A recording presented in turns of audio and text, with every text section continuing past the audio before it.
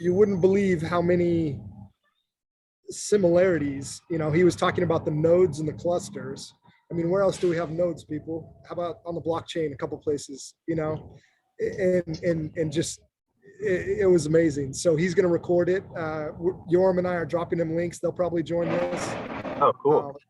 And yeah, just some really good stuff on different regeneration things in humanity, criminal justice system of, victims and offenders meeting each other and regenerating and transforming that relationship instead of just basically chemically performing, prison and other stuff.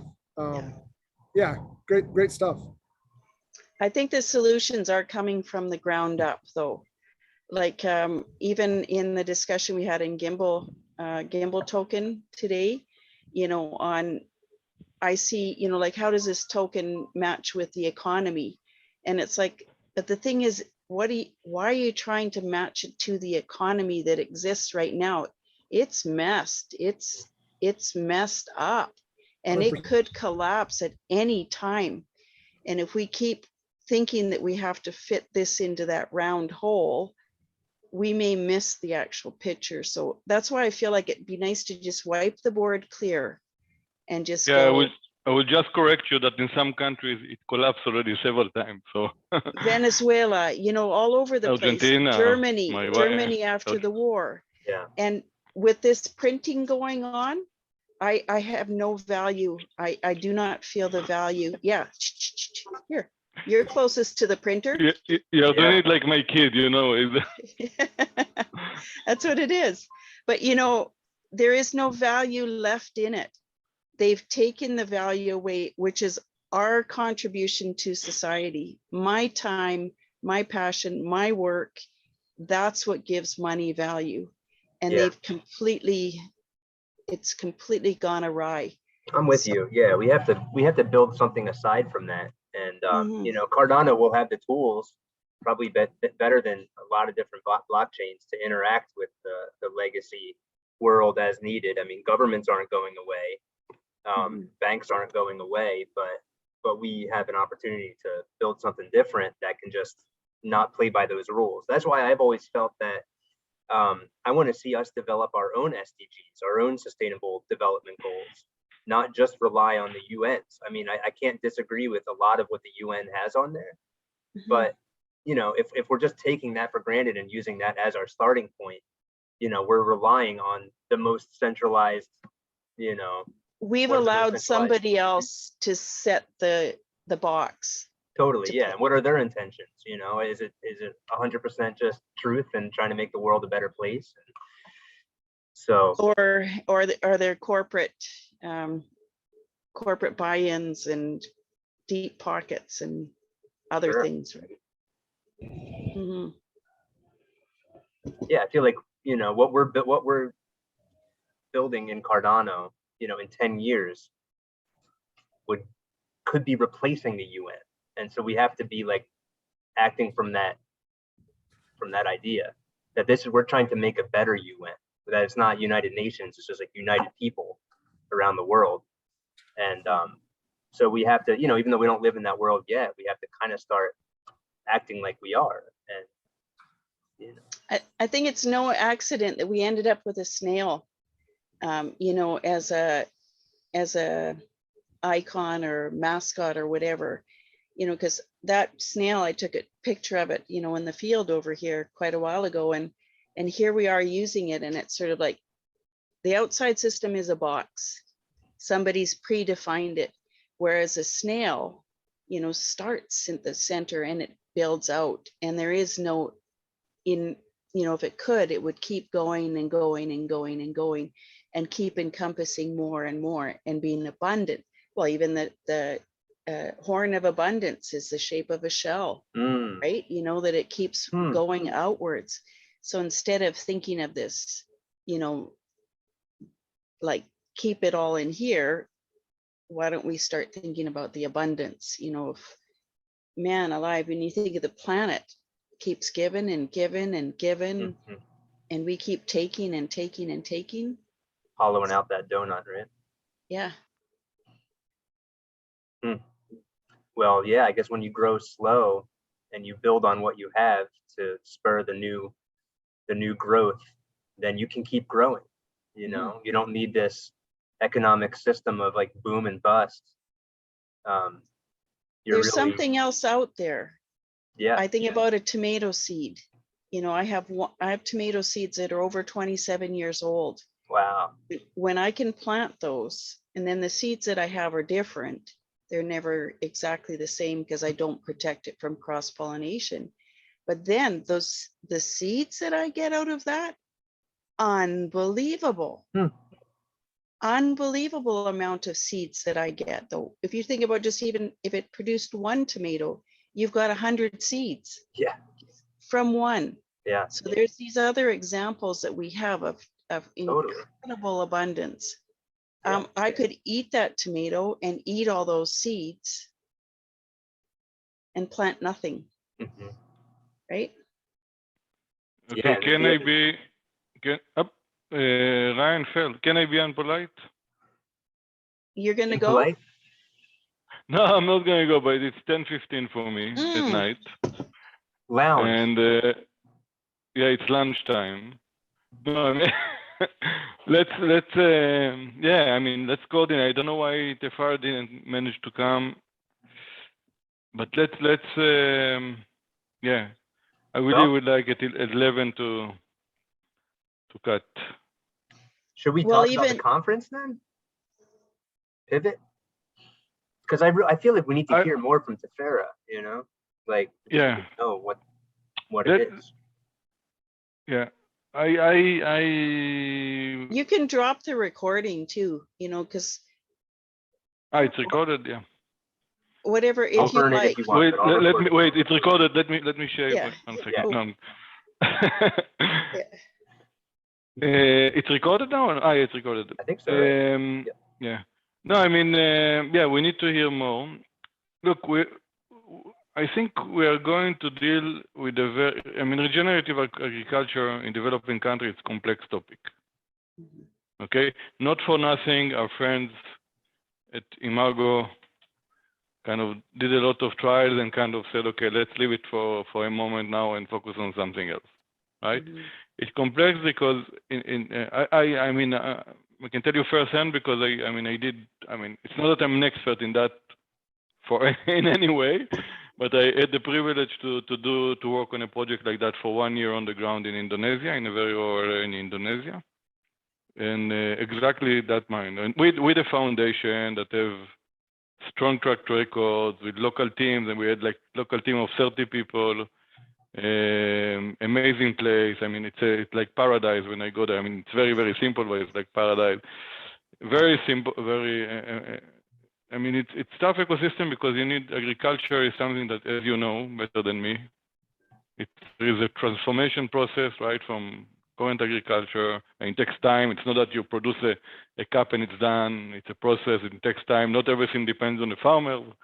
It's nature, it's the soil, it's many things together, right? So it's complex, and there is systems in place which are quite complex of traders and input companies that want to sell you seedling and chemicals, right? And then in the end, what this is count is who is buying the products from you, because finally you need to sell your products, right? In order to be able to.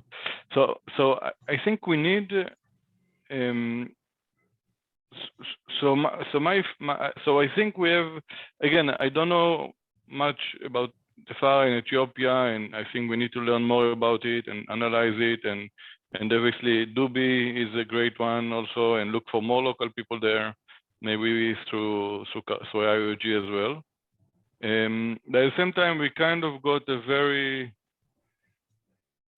nice opportunity as well. Again, it can be in parallel, it can be together. I don't underestimate this, but I mentioned to you the opportunity in Ghana, and also the support that we can get from WADA, which is based, a lot of them are based in Ghana, which is also important.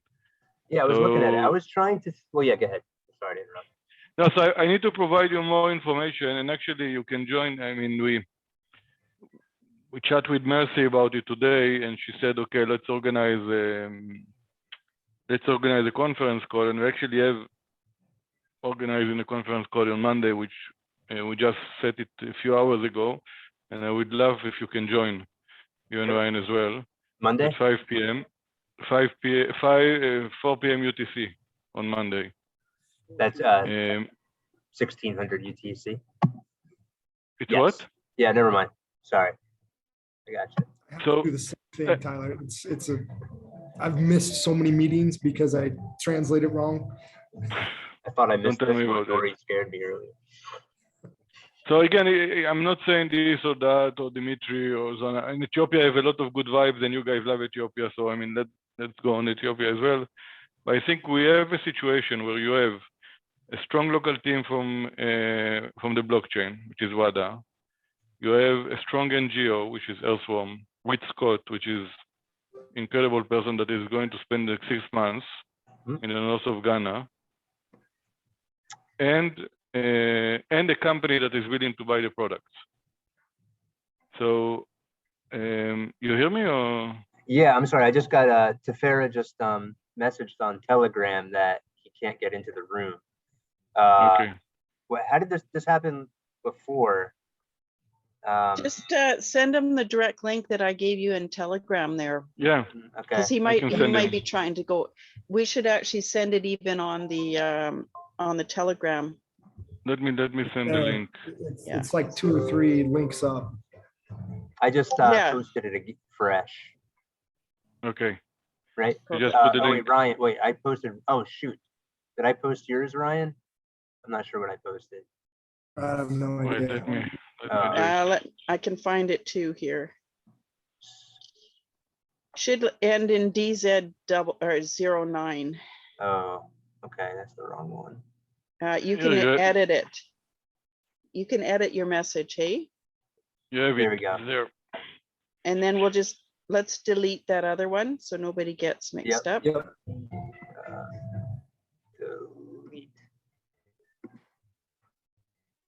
Perfect.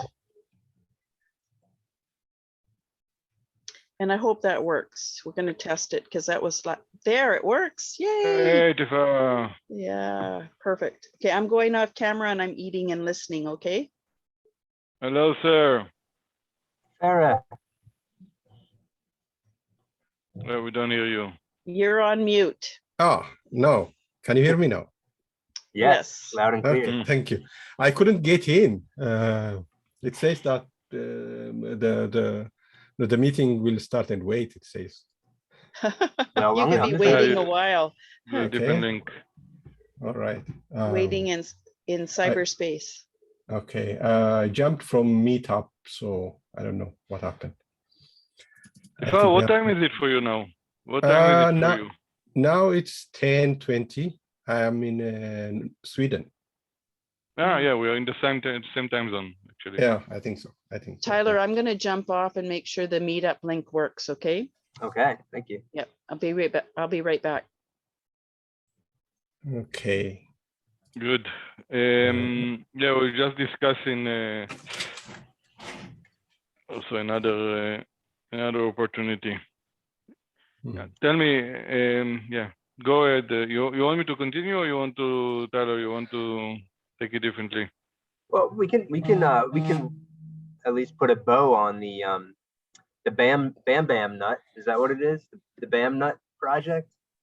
Yeah, I am interested in more about like how they're growing it regeneratively, because it's one crop, it's an annual, it's like a relative of the peanut. I was thinking that it was a perennial, but that doesn't mean that there isn't regenerative ways to grow annuals. But I would be interested in learning more about like how they're actually growing it. Yeah. No, of course. I mean, that's now the questions that we need to start asking and understanding. Mm-hmm. I mean, the project, normally a regenerative project of Earthworm, the way it works, they go to the field, they analyze the location in terms of who is the leaders, the farmer leaders, what villages, what you can grow there, what they're growing there. I mean, you do an analysis, and normally it's a deep analysis.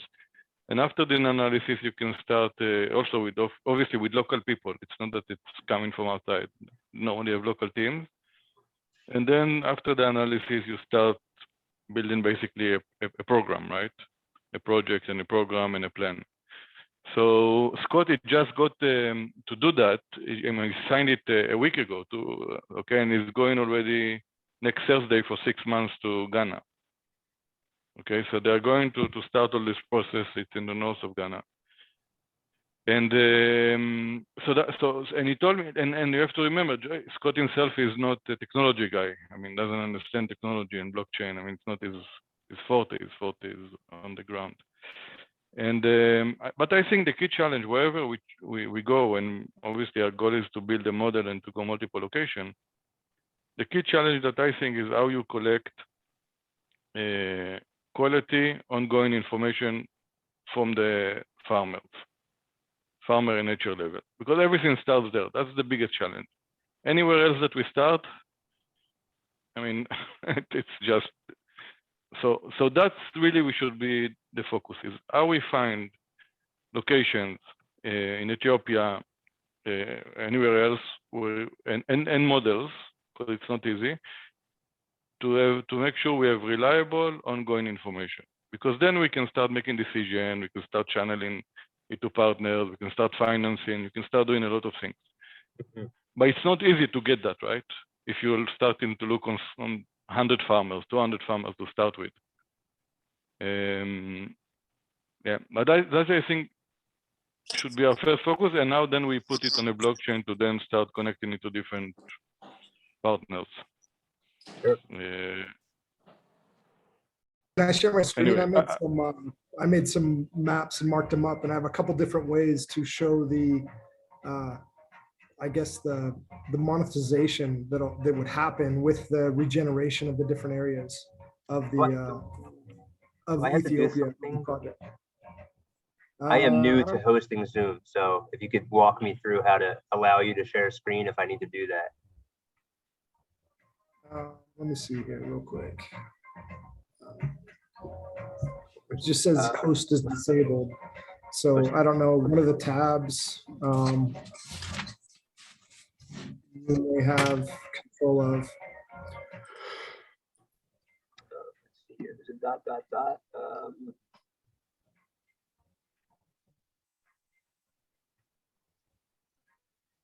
Yeah, I don't see how to do that. If you want to send something, I can share it on mine. Sure.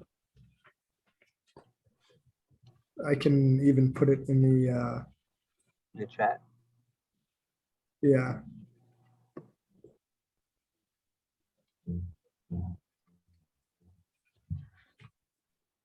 So I mapped the zone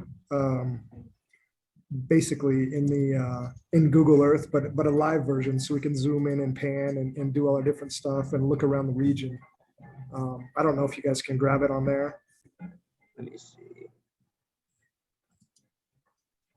I think you have to accept, say, request sent. Do I have to do something? You have to allow access, I think. Okay. It's Oh, I see. updating my Request settings. access.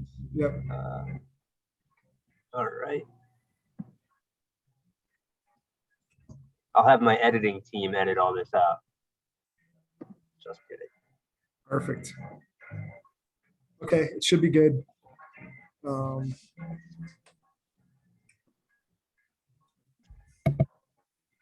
Can you guys get in now?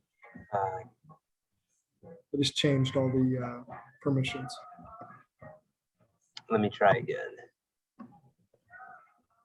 Yes, great. yeah. All right, let me share. Should I share my screen? Let's hope. All right.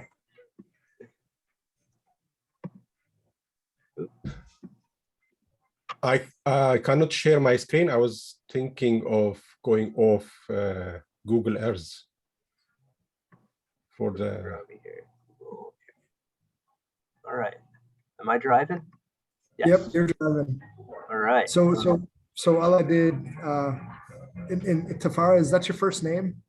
Yes, and no, it's my father's name. My name is Tigane, but you can call me Tigane. Tefera. That's All right. easier. Just tell me what I need to do, and Can I share my screen? I was actually prepared to go off Google Earth. If you could explain to me how to do it, I'm Huh? sorry. I don't know how to. I think you I have don't to know my make way me around host. it. I think you have to make me host. That's what I don't know how to do. Host to disable participation screen sharing. Meeting. If you go to participants and on my name, I Am can I help even in too. Zoom? What's going Hang on? on a sec. Let me see. I am not. I should not be hosting. I can't even figure out how to make my Zoom Yeah. take over here. So you want to go and click into the bottom there where it says participants, just like you did to claim host. For some And reason, then it's just not. Here we go. Zoom meeting controls. I need to, oh, stop share. How about that? Okay. there we go. All right. Tell me where I should go. Participants, yep, and then up dot, dot, arrow should be an up arrow or the dot. Let's see. You're not seeing this. When I hit the dot, dot, dot, I'm not seeing anything about. Okay. Oh, do you have a security one to the left of the participants? I think I At saw the it bottom. somewhere. Let's see, security, chat, minimize. Oh, I know where security is. There it is. Security. Oh, okay. You should be able to allow everybody to share screen then from there. Oh, there we go. All right. You want to give it a try? I'm sorry about that. We're all learning. I may have yes, to learn that. now I can share. Great. Screen. Can you see my screen now? Yes. Yep. What we've all been waiting for. Great. I was waiting for this too. This is Ethiopia. I'm going to go off Google Earth the whole way. I haven't prepared any slideshows because it's really a very big subject, so I didn't know what to take, but I just go off like this. First, I think I need to explain about myself, introduce myself. My name is Tigane. My father's name is Tefera. We don't have a family name in Ethiopia. I have my own name, and I put my father's name behind my name, and I can put my grandfather's name, and you can continue like that. I can go like that for up to 15, I think 15 family. Like a blockchain. I like that. Exactly. I am born in this area. It's called Dauro. This is the village that I am born. It's called Dali. It said it's Deshe. My grandfather was a kind of what you call chief of this area, the entire area. So it was a big family. My father died when I was 4 or 5 years old. And my mother and my grandfather, they couldn't agree really very much. So my mother left and she took us to Addis Ababa, to the capital city. And I grew up there, but I had connections with my family all the way. So I know the area very well. While I come here to visit my grandparents and other families, and I knew this area very well. And when I was visiting that time, this whole area used to be a jungle. Because you see that block, this jungle, it was like that, all this area. My father used to own this area. It's called Gadda. In 1972, there was a communist revolution and all land became nationalized. So we lost everything. Now that law still exists. Land is nationalized. Still, nominally the people own the land. There's no private land ownership in Ethiopia. we have discussed this with Tyler, and I think it's even so. I have, for example, if land ownership become private, even so I could benefit from that because of my family. I'm not really in favor of land being a privatization, because it doesn't allow people who can work on the land to work. If it is privatized, it promotes kind of rent seeking and prevents development, where today we have a very big population in Ethiopia. So I don't think land privatization is going to work. That's where I'm coming from, why I was saying that. My grandfather on my mother's side came from this area. He used to own this land. This land he used to plant cotton. How he did was he takes workers and he throws the seeds, and it is a grassland, and then they cut the grass, and the cotton, the grass lies on top of the cotton. I remember this happening. I traveled many times to that area. Then the cotton grows, and I think for 2 or 3 harvests, 3 years, he can harvest from that area. After it is nationalized, the land was taken by the government. Then my mother took over that land and tried to kind of drive that farm, but it was really very difficult because there's no road. This is a summer road. In the winter, in rainy season, you can't. There is no access, and this is built very recently. But the area is malaria infested, and my mother died because of yellow fever she caught here. And I was in Norway at that time. So both my family died in this area. But this is not the area that I'm proposing to work. I just want to say my own background so that you know where I'm coming from. Because I don't want to work in this area because, first of all, as a project for Cardano project, because it's going to be very private. It's going to be very, I'm going to be too much attached to that project. I want to be rather a community project. So what I'm proposing now is about, from this area, about 130 kilometers up here. First of all, there is a road in this area, but this area has a very unique history too. If you see this map, this is the area or an autonomous region. It's called Yem.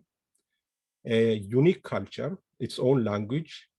It has a very unique history. They used to live all over this place, but other ethnic groups in about 200, 300 years ago, they start pushing them from this area. And they went, this is a mountainous area. They start living in this area. Now they live in this mountainous area, while the other tribes really moved, they didn't move in, rather they converted the people in this area into their own tribe. They assimilated them. So only the Yems who lived in this area or who moved in this area kept their language and their culture. And that language and culture is really very unique and ancient. And it's very interesting because they really kept their independence, and that really gives them a kind of really aura of pride and the aura of, how can I say, this ancientness that we can work with. There are people who have been talking about how tribes have this, those tribes who have really kept their culture, how they are really very similar to the way we are really forming the blockchain societies through blockchain, how they are similar, and we can work this community. That's what I was thinking. This is my thought process. The landscape is this around this area, the mountain is, or the top is about 2,900 meters above sea level. If you come down here, it's about 900 meters above sea level. That's about 2,000 meter difference in about 12, 13 kilometers. So it's a very hilly area, very inhospitable. If I zoom into this area, if you see that this is the highest point in this area, and there is a little bit of forest here. Otherwise, the entire region is really occupied. They are trying to farm the entire region. So imagine that there is only 2 months of rain in a year, and you have occupied, or you are trying to farm the highest places in the area, or the entire area, and how many generations that kind of farming practice is going to last. About 50, 60 years ago, this area wasn't really totally occupied, but the population is doubled, I think tripled in 50 years. So almost the entire area is now farmed. There is no really much place to farm, except some of the area that I'm proposing that we take over and work, very inhospitable areas. So this is really unsustainable situation for this community, about 100,000 people. So what I'm proposing is that we take a small land. I have talked already with a representative to the parliament, representative of this area. He's an acquaintance through another person. I know him very well. So we discussed about this, and he said that there is no problem. You come up with a project that's viable, and I think there is no land, really that much land that people have really moving into the jungles. They're trying to get farmable land. But if you think that there is an occupied land where you can work with, we can arrange that. He said that, and I believe him. I don't think there is a problem in that respect. But the other thing is, it is a small community, so the leadership is very close to the community. So it's really there isn't really much. If you come with really viable plan, there won't be that much problem. If I zoom out a little bit, if we take the neighboring region, this region is huge. It is almost as big as one country, about 30 million people. Compared to this one, that is a very, very difficult place to work with. There is a huge bureaucracy. But if we show in this area, if you really change this area and show, there is no reason why the other communities, the neighboring communities, try to learn from it, to copy from it, or to demand from their leadership that they also do something about that. That's what I believe.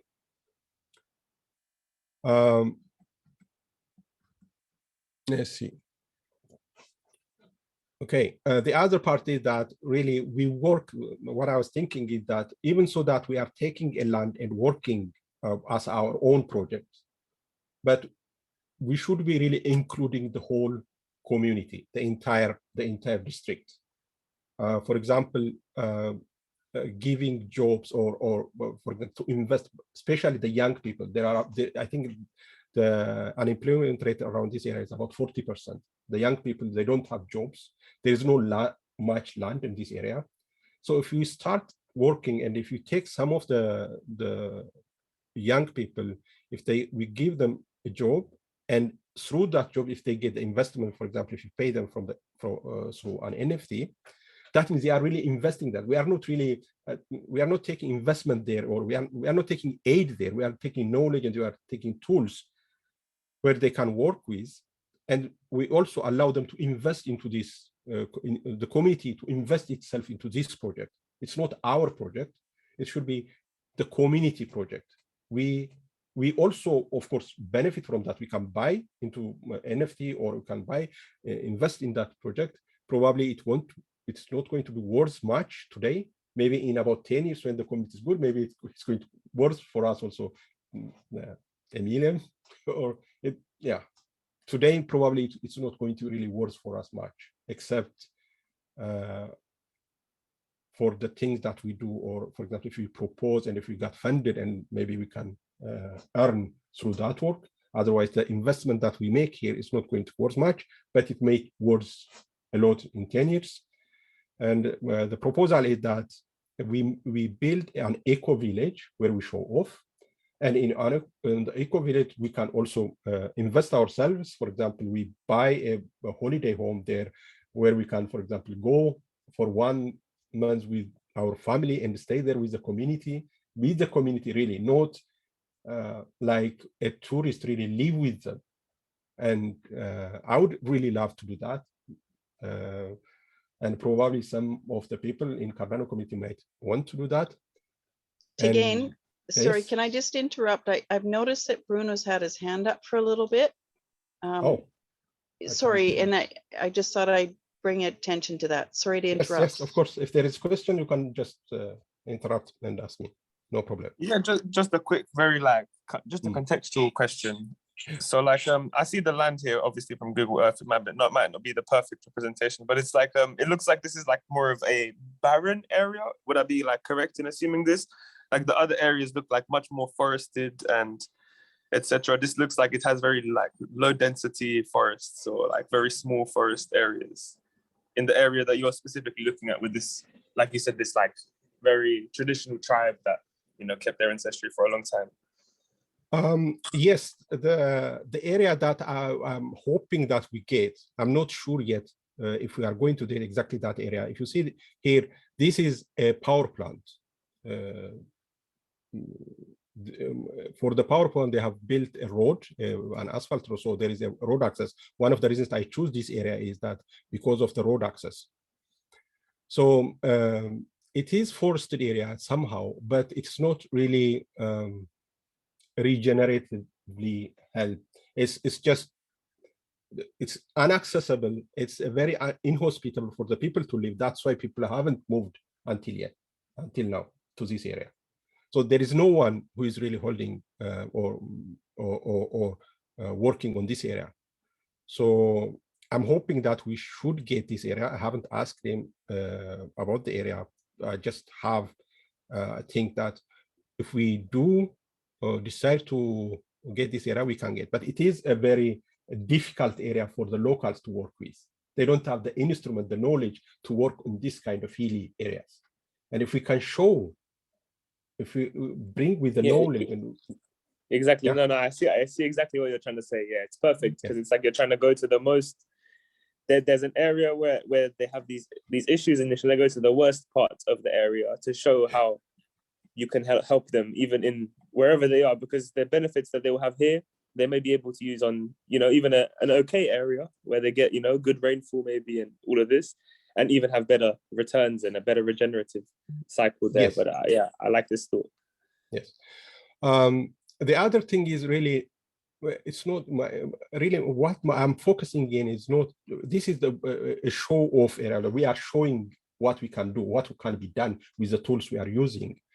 But really, we need really to tell the authorities or the officials here and the community that what can be done for the entire region. If you see here that there are no schools here, there are no health centers here, but there are people who are living here. The schools are about 7 kilometers away. Imagine children traveling 7 kilometers from here to here every day for school. That's not sustainable.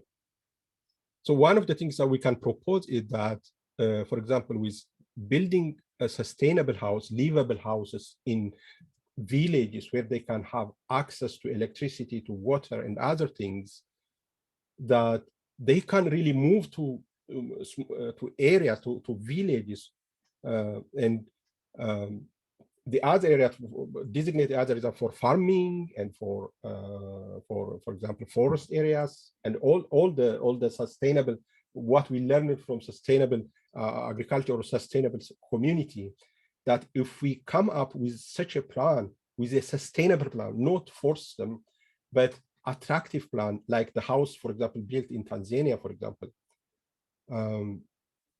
This is not 6 months or a 1 year plan. This has to be really a long-term plan with convincing the community and teaching the community, especially the young people.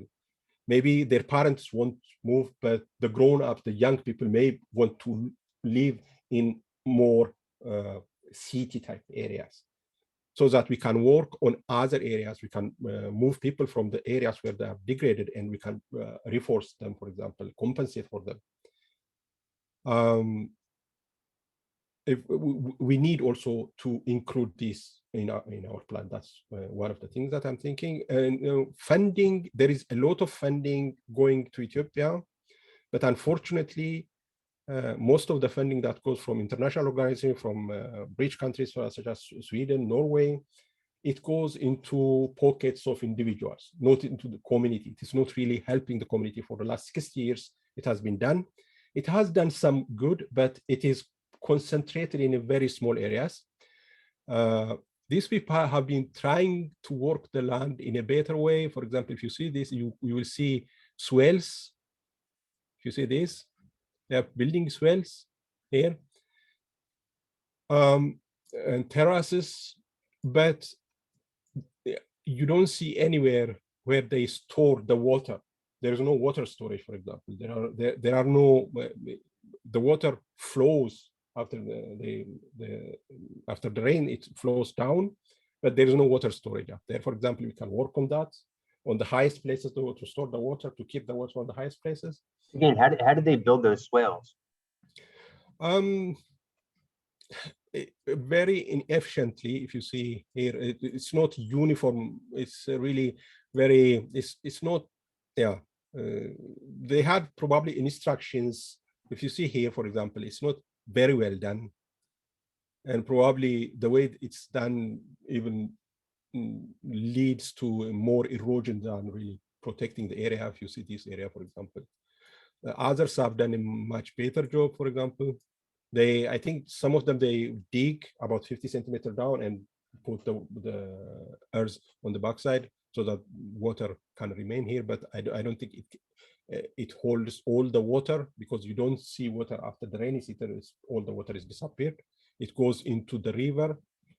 And if you see the river, it's really muddy because of that. This is the main river.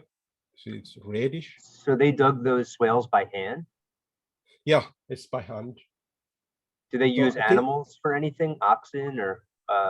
Oxen are used. It's traditionally they kill with oxen, but I don't think they use them for digging the swales. The swales are used dig by hand. They cooperate to probably they cooperate, or sometimes they cooperate. Sometimes the government, the officials, sometimes they force them to dig these swales to cooperate and to help each other.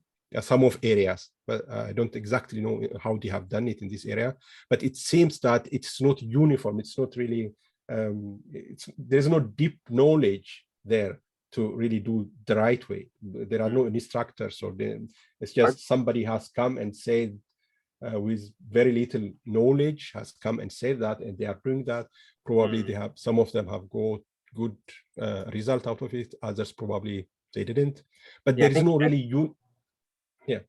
I don't think I think you're right that it can, if not done well, it can do more damage because you're disrupting the soil. Yes. Are there examples of like more ancient terraces or swales anywhere in the country? No, other places are there. There is some place called Konso. They are in the northern part. That's really a very inhospitable, and they have learned long time ago how to build terraces, and there are terrace cultures, but not in this area. Can you say the name of those people or that region? Konso.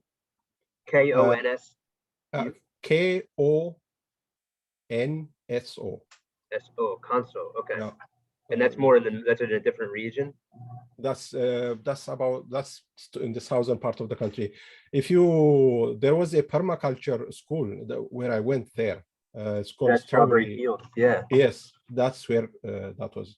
And they have the terrace culture, but that didn't really pan out to the other regions. There are some other regions who are building, but it's not really very much known. There wasn't also need to do that, for example, about 50 or 60 years ago in other regions, because the population is low and the country was really there is plenty of rain, at least one season. And there was about 100 years ago, about 67% of the country was jungle. There was forest land. So there was really plenty of food from natural or from forest, and also from there wasn't. But now with the population explosion, the country cannot sustain. You see that now we have war. We have heard of the war. The war is really mostly about the resources and bad governance, and it's a microcosm for the world as it exactly is now. Yeah. Exactly. So you're saying the climate change, there used to be more rain. Well, they used to be, I'm not sure about the rain. I think probably the rain has decreased, but after the forest disappeared, the land doesn't really hold the water or the moisture, so it becomes dry, and more drought on dry season. It becomes more and more drought. So the more and more drought is coming. I don't think because of the rain has anything to do, but the disappearance of the forest is the one which is. So we need really to reforest most of the land here, make the farmland more productive, and reforest most of the land back. That's the challenge. That's huge challenge. But of course, we start from very small, from very in a way that can be replicated. This is really a very nice area. This southern part is still, if you go down here, you were talking about Enset. Most of the houses, if you see, it's surrounded by what looks like forest. That is Enset, in fact. Oh, wow. Yeah. The houses most in the southern Ethiopia, almost every house have at least, that's what sustains them throughout the year. And is it planted from seed? Because it's in the banana family. No, it's not. No, it's not seed, but it's like a potato. The root is like a potato. It's a big potato. So they cut it into pieces and they plant that one, and it comes many. So it's asexual. So yeah. Has anybody done like genetic analysis on Enset? Yes, there are studies. I don't have now. There are a lot of studies on Enset. We can look into that one, but I don't have the exact. And this area is really very much known for the bread. I like the taste of the Enset bread from this area. It's very unique. Each area have very unique taste. Wow. That's cool. Yeah, I grew up on Enset, so I grew up surrounded with Enset, so I know it very well. But this is actually much better area. But if you go to north, for example, Wallo, let me see. In this area, you can see what it looks like. This area has been, if you have heard about drought and famine in Ethiopia, mostly this is a very overpopulated area, and everything is destroyed. This is people live there. People live here. But that looks like another great place. Obviously, I see your example as a great one, or your idea, but this looks like another great place we could in the future explore. Like this is like perfect. Look, it's so like eroded, and like you can see that the land is bare. This is like a perfect place to just rejuvenate the land. If you see here also, they are trying to make terraces, but they haven't really. They haven't really marked which areas has to be forested. They are just building terraces to individually. So it's not really very knowledge-based work. So it's pretty amazing that there is all of this activity building terraces and swales on the land, just building it by hand. Yeah. And doing keyline design is something that can probably be done. Yoram, this would be a conversation with your friend that is the satellite, Yes. detailed satellite imagery, because it's really, from what I've never done it, but from what I hear, it's like, you know, some people can do it by eye, but it's pretty hard. That you really need to go by satellite and map out these swales so that you're going along with the contour of the land, so that you're actually getting water to slow down. But just the fact that there is so much, there's already so much of it that has happened over the years. There is this willingness, and it makes me think. I don't know if you've seen this project in India. I'm not sure what it was called, but they basically had a competition between different regions, where the idea was to get build swales and get to solve the water crisis there. And this seems like, not that we necessarily have to make a competition or something like that, but there's some overlap with that kind of a thing. Just the ability of a community to go out and like change their landscape. It's pretty amazing.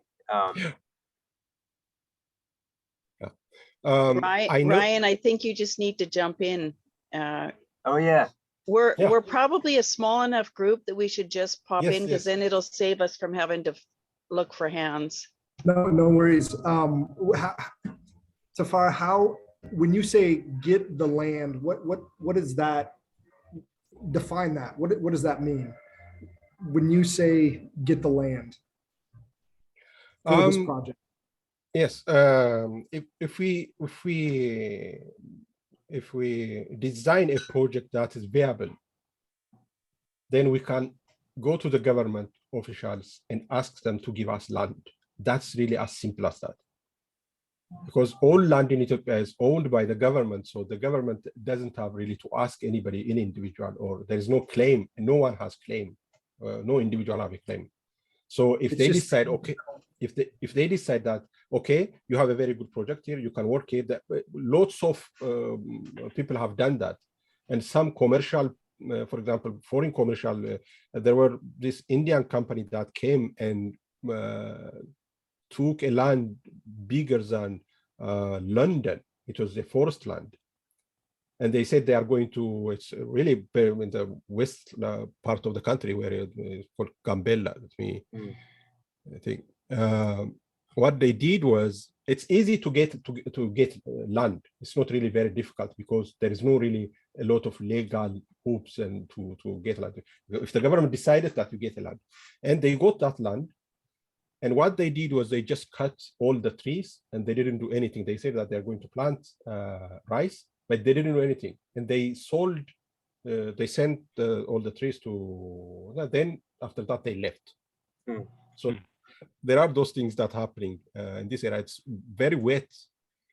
Let me see. Yeah, this area. Tefera, yes? I have another question. Do you know of any regenerative agriculture project that is already happening there, or NGOs working on the ground there already? Yes. That can support us? Yes, as I said, we have no problem. We can organize ourselves, our own, but we have also, as I said, that strawberry farms, for example, that's how they get, he got the guy, Irish guy, he got the land down there. Yeah. So there is, yeah. Because sorry, sorry.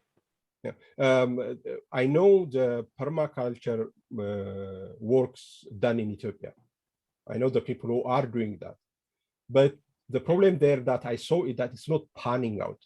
It's really concentrated in small areas and small people. They're just there. It's not really panning out to the community. What I'm proposing here is much more community-oriented regenerative. How it should be. The right approach. I mean, it's the right approach. You cannot solve the solution only by. It's the right approach. I mean, we call it a landscape approach. right? So you need to plant trees, you need to do some regenerative agriculture, you need to do some agroforestry, you need to make sure there is schools. I mean, it's not it's a landscape approach more than yeah. I'm 'Cause I trying mean, to show you the console where the strawberry farms is. Let me see. But it's interesting to see what they did and if they are doing any regenerative or if they've They have done a very good scale. job. Yeah, they have done a very good job, but it's kind of walled garden. It didn't really pan out to the community. That's why I'm a little bit critical of the approach they have taken. And of course, that one is a business for them, so they have to earn themselves also. So I can't really criticize in that way. But and the business is important, right? You need to finance yes. somehow. I mean, it's okay to get initial funding, but then somehow it needs to be financed ongoing. Yes, it has to be sustainable. Yeah. I think I my belief is I built a model for this. I need to refine it a little bit, but I think that if we can identify a boundary of a zone, identify the people that are within this zone, we can capitalize their involvement in that zone by the amount that the earth takes up based on the square footage of land type in that zone and how much carbon capture each different type of, whether it's forested, whether it's grassland, how much that natively takes up in carbon every year. And that's the photo I attached earlier. And that can be exchanged on a carbon market and capitalize that zone and those people in it. And then as they practice regenerative agriculture and as they move some of this barren land into more, we'll say, carbon capture land, they can increase the capitalization and their payout for that land by their stewardship. And then, as we work, and it's better swales and it's better crops that are, the value of the land increases from a carbon capture standpoint. And that is distributed amongst the community and amongst the people there working and stewarding that land. I mean, that's what I look at when I see this and I see a sustainable model. It's literally a sustainable model for the earth that's involved in this project and those individuals on it being stewards of it. And it works as well for the other areas that you've spoke of with the famine and the drought, because even a desert does capture carbon. It's not a lot, and it offers a clear path to regenerate and to make it capture more, and then that's what I see when I look at it, Tefera.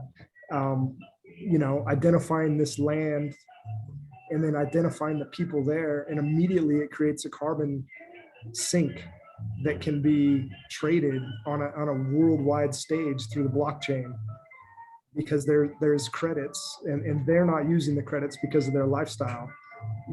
I doubt any of these people on that land are doing more than half a ton of carbon emissions per year. They're not flying in jets. They're not spending gas to drive around a lot. All the stuff we associate with carbon emissions, that's not a part of their lifestyle. That's where you come in. That's where the experts come in and really contribute. That's what really I'm asking. That's why I needed this to be not just a community for the young people, but also the community project for the entire Cardano. Anyone who has something to contribute into this. By the way, Yormos, you were asking about documenting. That's what we are going to. We can organize this project from the beginning, from really all the problem. I'm putting this as a complete and open idea. I'm not really doing anything. I haven't done anything. I'm just putting this an open idea that we can work it. I can tell you what's possible, what's not possible.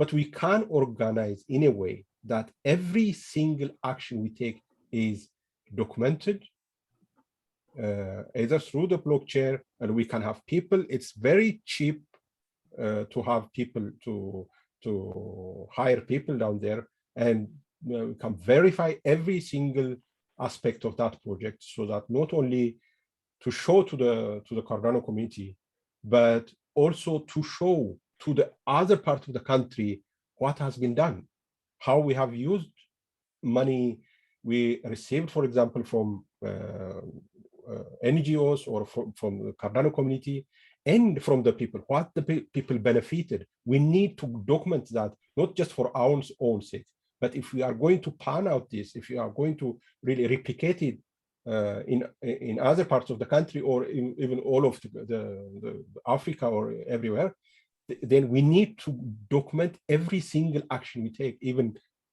the meetings that we spend, the time we spend, how much we spend, and all these things has to be. And it's not really a free project. We need to be, those experts has to really benefit from it, even a little bit. Of course, the emotional, the satisfaction is going to be great, but even in a small part, I'm not going to say that it's going to be a great investment for many of you, but the satisfaction you are getting from this is really a lot. And the other thing I would like to mention is already IOG and the Cardano Foundation is in Ethiopia. If we really do a very good job, we have technical help down there. They are working on the top and we are working at the bottom. This is an open project. We have people that I know, I can connect us with the local community. I can go down there. I don't have any problem. We can go, we can travel, for example, 1 or 2 people down there, and we can have local representatives who can talk with us, who will be there all the time. We can have people from the government, from the community, as a committee. We can form a committee so that see and verify the things that we do. Ryan, we hear you, Ryan. Yeah, you can put on mute. Yeah, and Tyler, you can actually mute him as host. You can also make one of us co-host if you want to try, and I can help you that way. Yeah, sure. Tell me how to do that. I think if you go into the participant list. Participants. Oh, we got more people here. Yeah, you can pick me and you can go mute. You can mute me if you want, if I'm talking too much. And I think there's a more that would say make co-host. Okay. Does anybody else want to be a co-host? We can all be co-hosts. Okay, that Bono, way Bono was raising the hand. I will be able to mute Ryan when I need to. There was a hand up.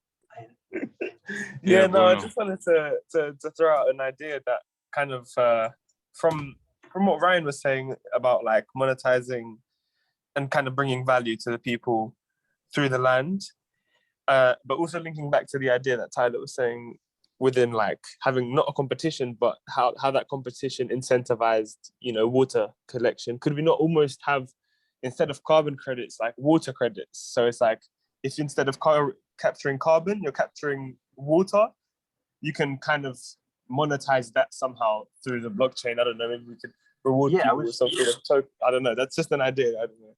So the competition, I think what Tyler was referring was in India, the competition is not really not much of a competition. It's a friendly competition between villages for kind of.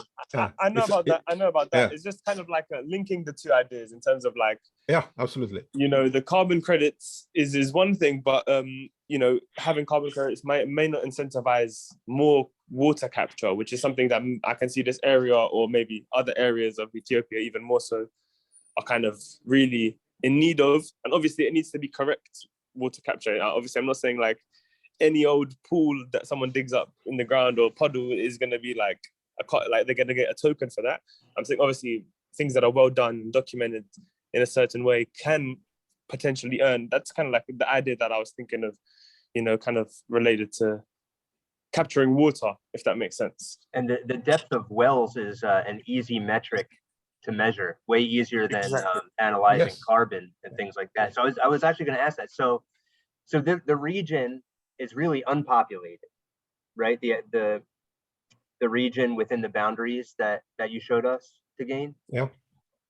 So we would be talking about people, probably mostly young people, having an opportunity in that land and moving to that land. Yes. So there aren't wells there, but in that town where they're coming from, where they are farming, how are they getting water the other 10 months out of the year? Are they using wells? Some probably, but there are these small rivers. So the women have to travel more than 2 kilometers, 3 kilometers to get, for example, 20-25 liters of water for the whole day for cooking. So they have to go very long way to get water for that. And of course, they take the cattle down to the streams. There is, it's really, the problem is really a direct problem there. That is really unimaginable problem there. I was actually thinking. Yeah, sorry. Go ahead. No, it's not. I mean, it's a regenerative society project. It's not a regenerative agriculture. I mean, there's how many people work there on? What people? What's the percentage of people working as farmers there? Do you know, Tefera? 85% of the population, like in Ethiopia, 85% of the population is farmers. And in this so everyone basically, almost everyone, yes. So everyone the community lives off the land. The community in is about just to the west, and so that's about 100,000 people. You said in the region. There was a census in 2007, and there wasn't any census since then. And it was about that time 86,000. So I think it's about 100,000 or around between one. What's the name of this region exactly? It's called YEM. YEM. YEM. Okay, cool. And is there a way of collecting the water without having to dig a well? Would that be something sustainable? We have to build, as I said, with the key line principles that we can collect water. But the idea is really to keep all the water that comes into the land where it poured out. That's the first way. And it's also a matter of using what you get. You know, like the rain. I try to practice that here in Cherryville. We have too much rain almost, but I try and collect water rather than digging. Digging a well, which I could very well do, but I'm trying to meet my needs around what I can collect. Yeah, I wasn't encouraging that necessarily the digging of wells. I was just saying that it's a good metric. So if you are slowing down water and getting it into the earth, you would expect wells to rise or to not drop as quickly. The coffee fills up, yes. So you're saying that they're collecting water from these small rivers, and if it's not rain, and they're doing that not during the rainy season, so those rivers must be like spring fed. Yes. So there is groundwater there. But the question is, how long does it last? I don't have the data for that. I need to collect, but it's almost the same practice all over Ethiopia. That most water, there are some wells that are dug by NGOs in some of the villages all over Ethiopia. There are those men, but not, for example, you can't really dig wells all over for all this population. Where there is a little bit of the population density is a little bit high. For example, this area, you may have wells, for example, which serve this community. But these guys, I don't think if they can afford to dig a well, maybe some of them they can. For example, on our land, we have dug well for ourselves. And there is a community well that's dug for the community, if I go back and show you my land.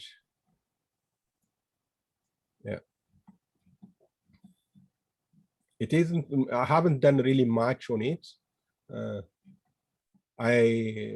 We received back from the government after.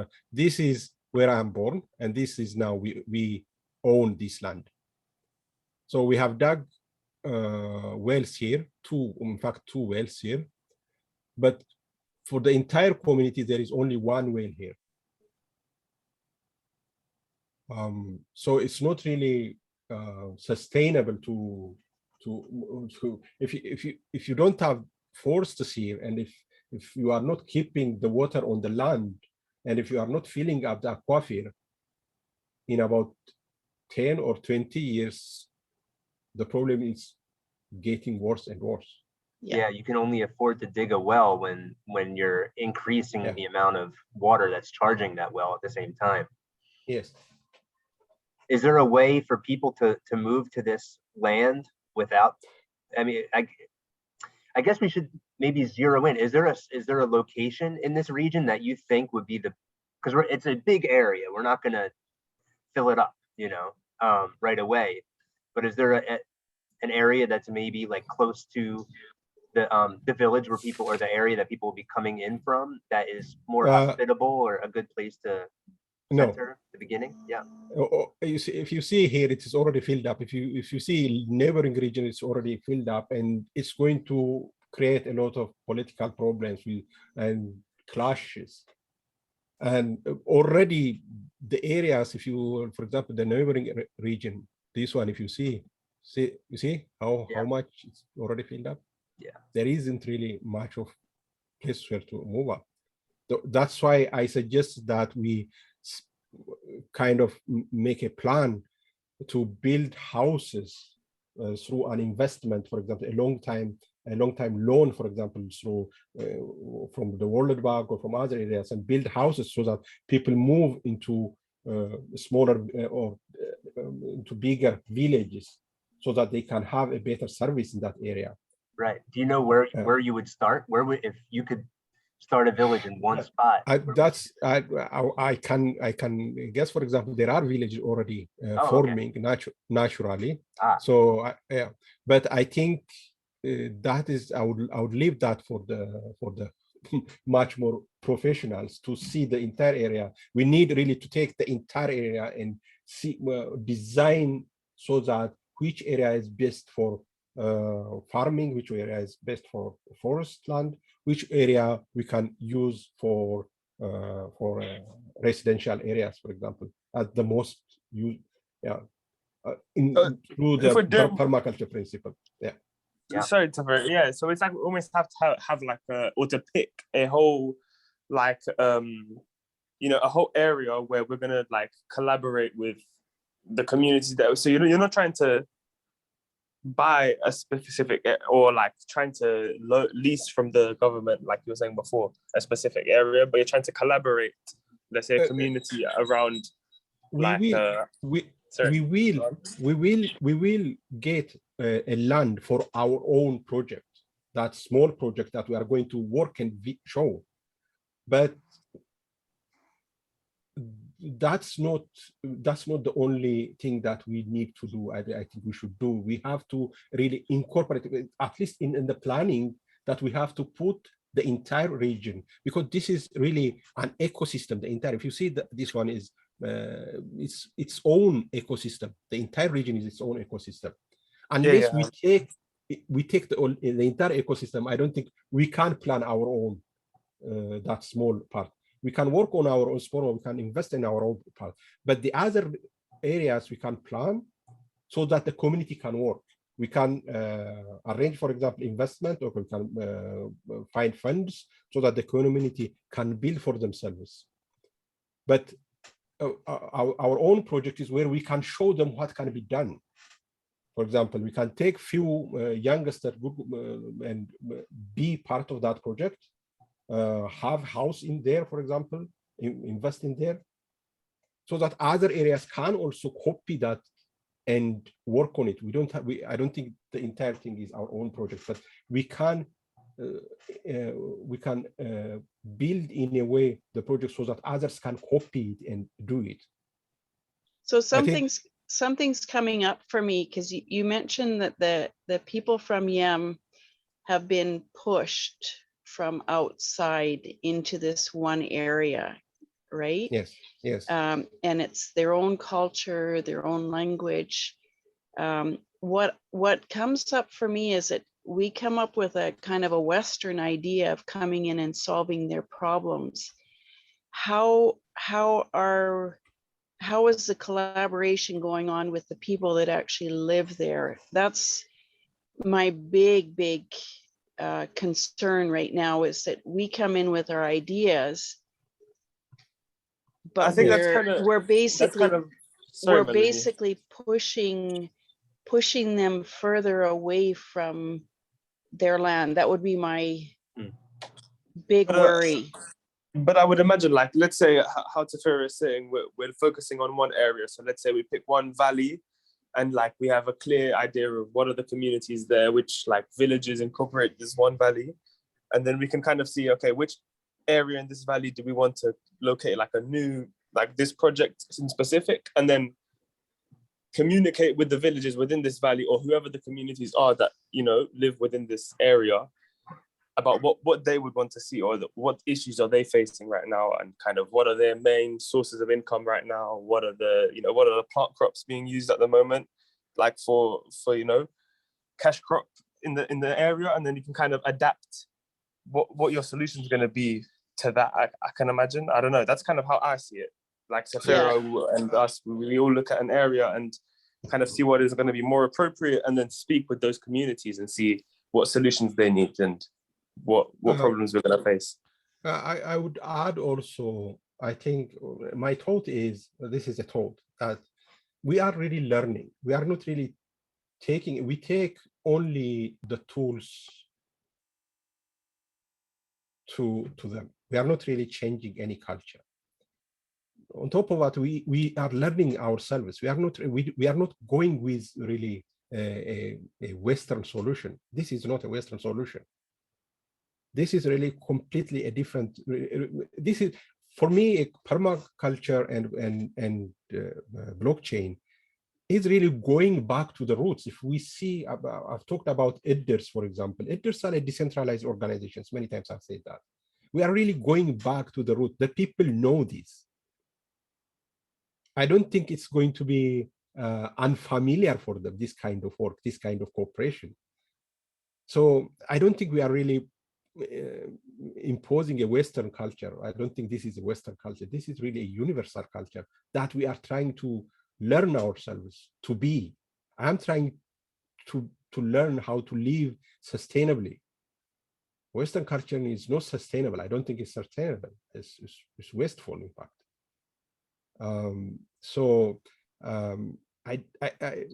I wouldn't worry about that. I don't know. That's my thought. Yeah, I just look at it and it almost reminds me of, you know, colonists that come in and here's a map of Canada. You know, the first people to pioneer this area. Doesn't matter who's there, what's going on, you can just take this land. So I just want to, you know, honor who is there, what is going on, and not perpetuate a colonial mindset that we come in with our own preconceived ideas and this is what's going to work for you. But, you know, because there's a human element of it, people that are there. And if we're talking about bringing in other people and creating our own little village in here, then it's setting off red flags for me, saying, oh, what are we doing? Is this what the people there actually want us to do? So no, we are not bringing anyone from outside. We are actually employing the youth there to have ownership of that land. The one which we are working also has to be owned by the community themselves. Our investment is just a small bit. If we get funding, we can invest a little bit. You can have a holiday home there where we can, you know, but you are not going to, anyway, land is not owned by individuals, so you can't own land. But you can have a right of living for 2 months in an apartment, like we do, for example, in Europe, for example, people own a 2 months right to live in an apartment in Mallorca or in Greece. They do that. They buy this sharing apartment. We can't do that. I don't think that is going to be. When we go there, we are going to live like that. Most of the land, most of the property there is going to be owned by the people themselves. I don't think we So are really. Tefera, do you know about Empower? Because what you're saying, it kind of reminds me so much of what I'm doing with Empower.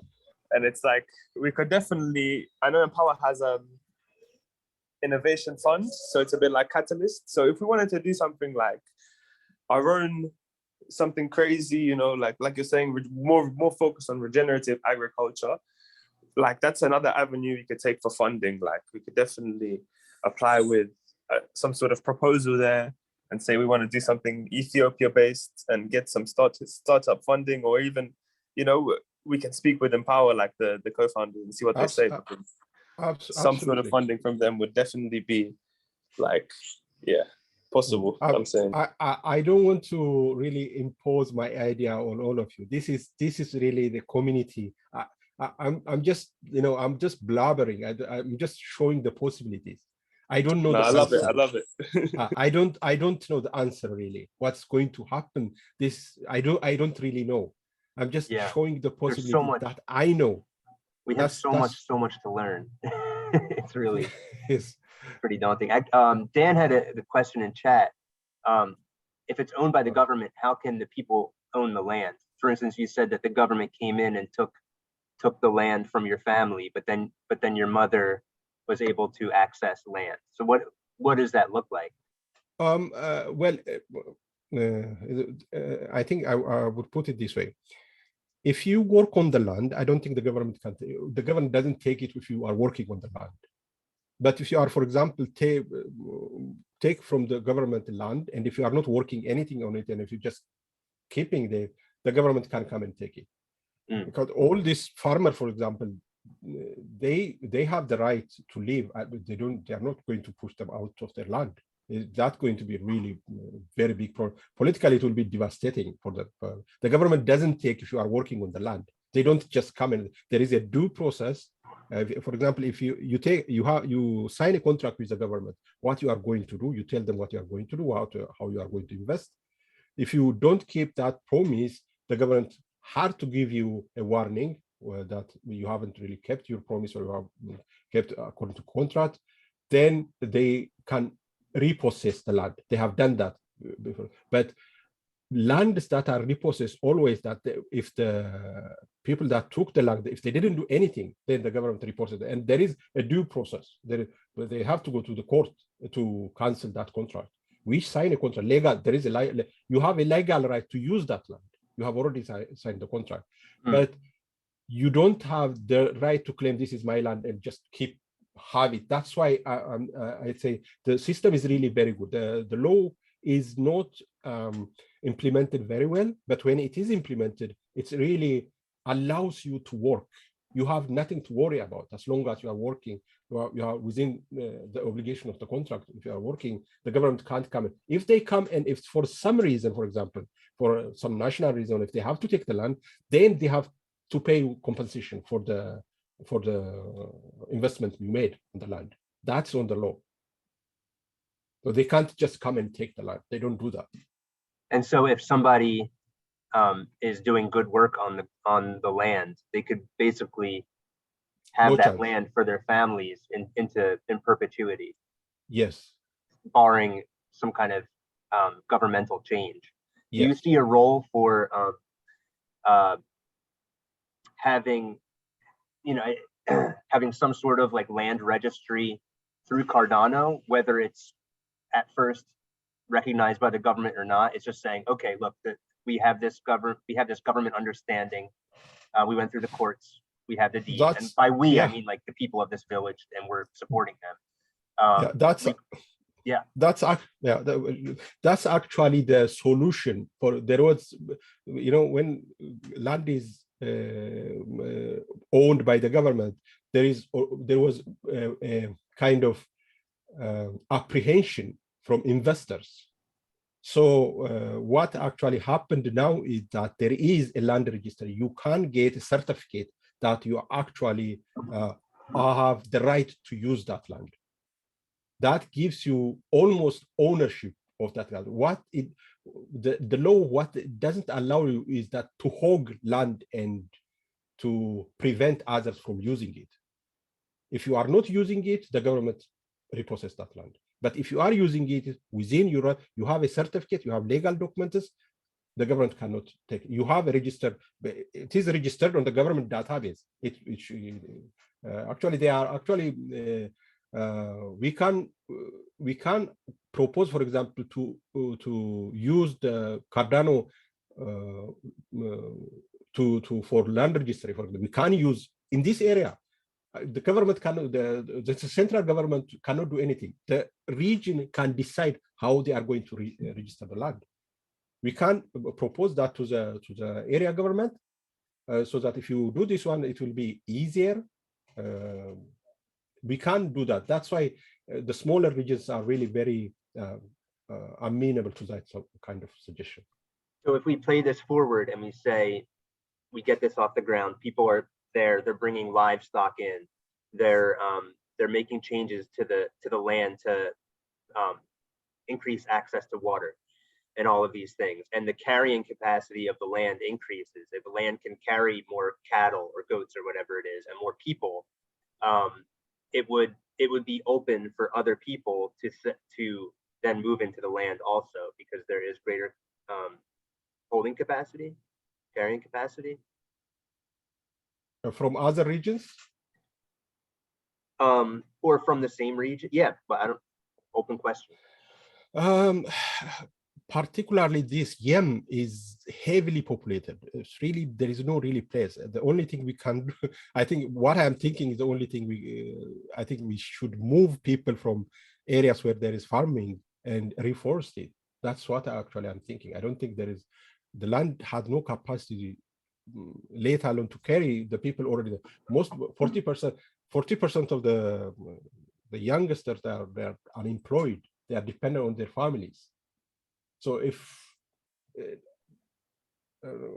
you increase the productivity and if you create other jobs other than the farming, for example, even for the farmers for themselves, so that their income increases, then really it's not that we don't have to worry about other people coming out. Actually, what we need to plan for is actually reducing the people who are already moving in that area, so that we can plant trees. So that's really interesting to think about. So we could, if these are people moving from farming communities into this new land to regenerate, I think largely with animals, that's how you do it, and planting perennials. It also, you know, within the context of this is that the place that they're moving from, and what makes sense for the succession of that land. Maybe that land that they're moving from does need to rest, does need to turn back into forest. You know, with I think I don't think the families will move. What I would think is that I think the youngsters who don't have enough land to farm with their families, maybe those are the ones who are going to be our partners, not the people who are living there. Got you. Yeah, really interesting. So we need animals. We haven't really talked about animals yet. It's mostly cows in this part of Ethiopia. Cows, mules, horses. This is highland, so sheep and goats. Everything. Oh wow, okay, all of the above. Yeah, so that would mean one of the things to do is look at the land and figure out what balance of different ungulates we want there. Because I mean, you know, horses and mules are great. Mules are great workhorses, no pun intended. But you know, we need animals with a rumen in their stomach to really regenerate the soil, which is cows, sheep, goats, and deer and other things like that. Antelope. I don't know. It's Africa. Wildebeests, right? Yeah. By the way, Ethiopia is one of with the highest density of domestic animals in Africa. Yeah. Okay. Actually, there are more animals than the land can sustain. In fact.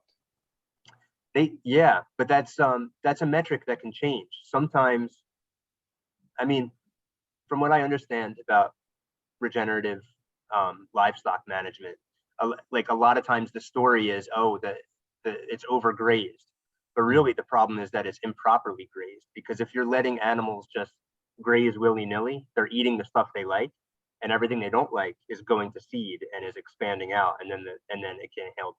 You really need these ungulates to behave in a way they do when there's natural predators in the area.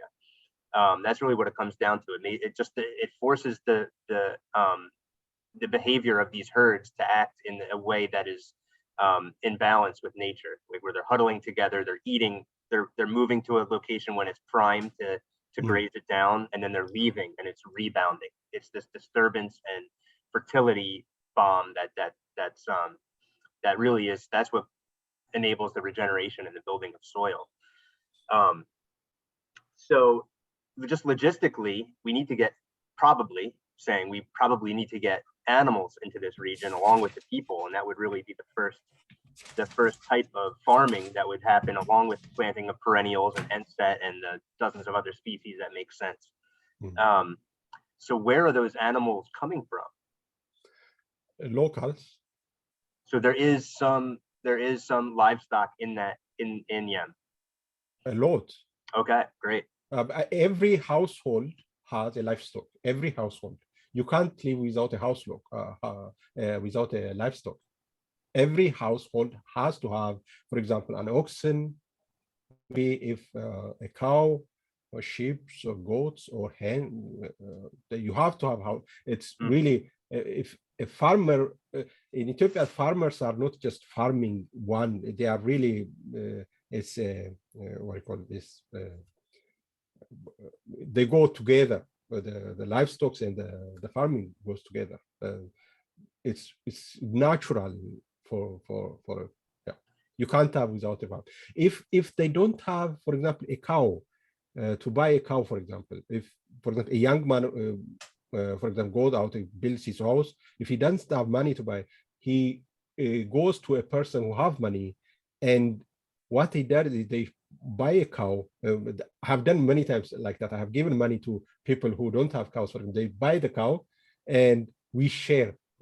It becomes 50-50. He takes care of the cow, and that's what happens. It's called kotsa. In fact, it's called sharing. So yeah, they can't live without the livestock. The livestock has to Could be we, sorry, could we not kind of using that idea of the kotsa, I don't know how you say, we could maybe, so like I'm imagining in that sense you're taking maybe some profit or something, or you're not really doing much with the cow, or maybe you'll be able to use it when you want, or something like this. Yeah, it's kind of exploitative, in fact, because I'm not working. I can see. But he also gets, well, of course, that one. But that was but yeah, we can kind of build around that kind of something. I don't know. Obviously, I'm just spitballing here, like you were saying before. Like it's just an idea, but something around that where, you know, you're giving this opportunity to have something that someone maybe doesn't even have access to. It's almost like a loan. That's a fantastic idea. At the same time, you're giving them information around that. Like, okay, I give you this cow, but you have to graze it in a certain way where your land is never dry. So you need to bring it from this area to this area to this area, and then you kind of get a consensus, you know? Yeah, that's the practice there. That's already the practice is there. That's how the communities. Yeah, it feels like there's fertile ground there for the community to come in. I think probably they kept farming that land probably because of that, because every household have a domestic animal. Every household. Is it right that if each household has one of these animals, so they're not in herds? Exactly. They are not. What did you say? They're not in herds. There aren't like herds of cattle. Well, actually, what happens is, for example, I can tell you a story. What they do is they collect, for example, in daytime. The one, for example, the boys in the village, takes all the cows, all the goes around where there is no farming, and they stay there all day and they come back. That's how they used to do. But now the land is getting smaller, smaller. This free land is getting smaller, smaller. Now they are keeping them inside the house, inside their own compound. Yeah, this is a problem. But in the old days, it used to be the whole village. For example, 2 or 3 of the boys, when they are growing up, the boys become herders before they become farmers. And they take them to where there is no farming going on, and they graze them then, and they bring them in the evening. In fact, I just want to add to that.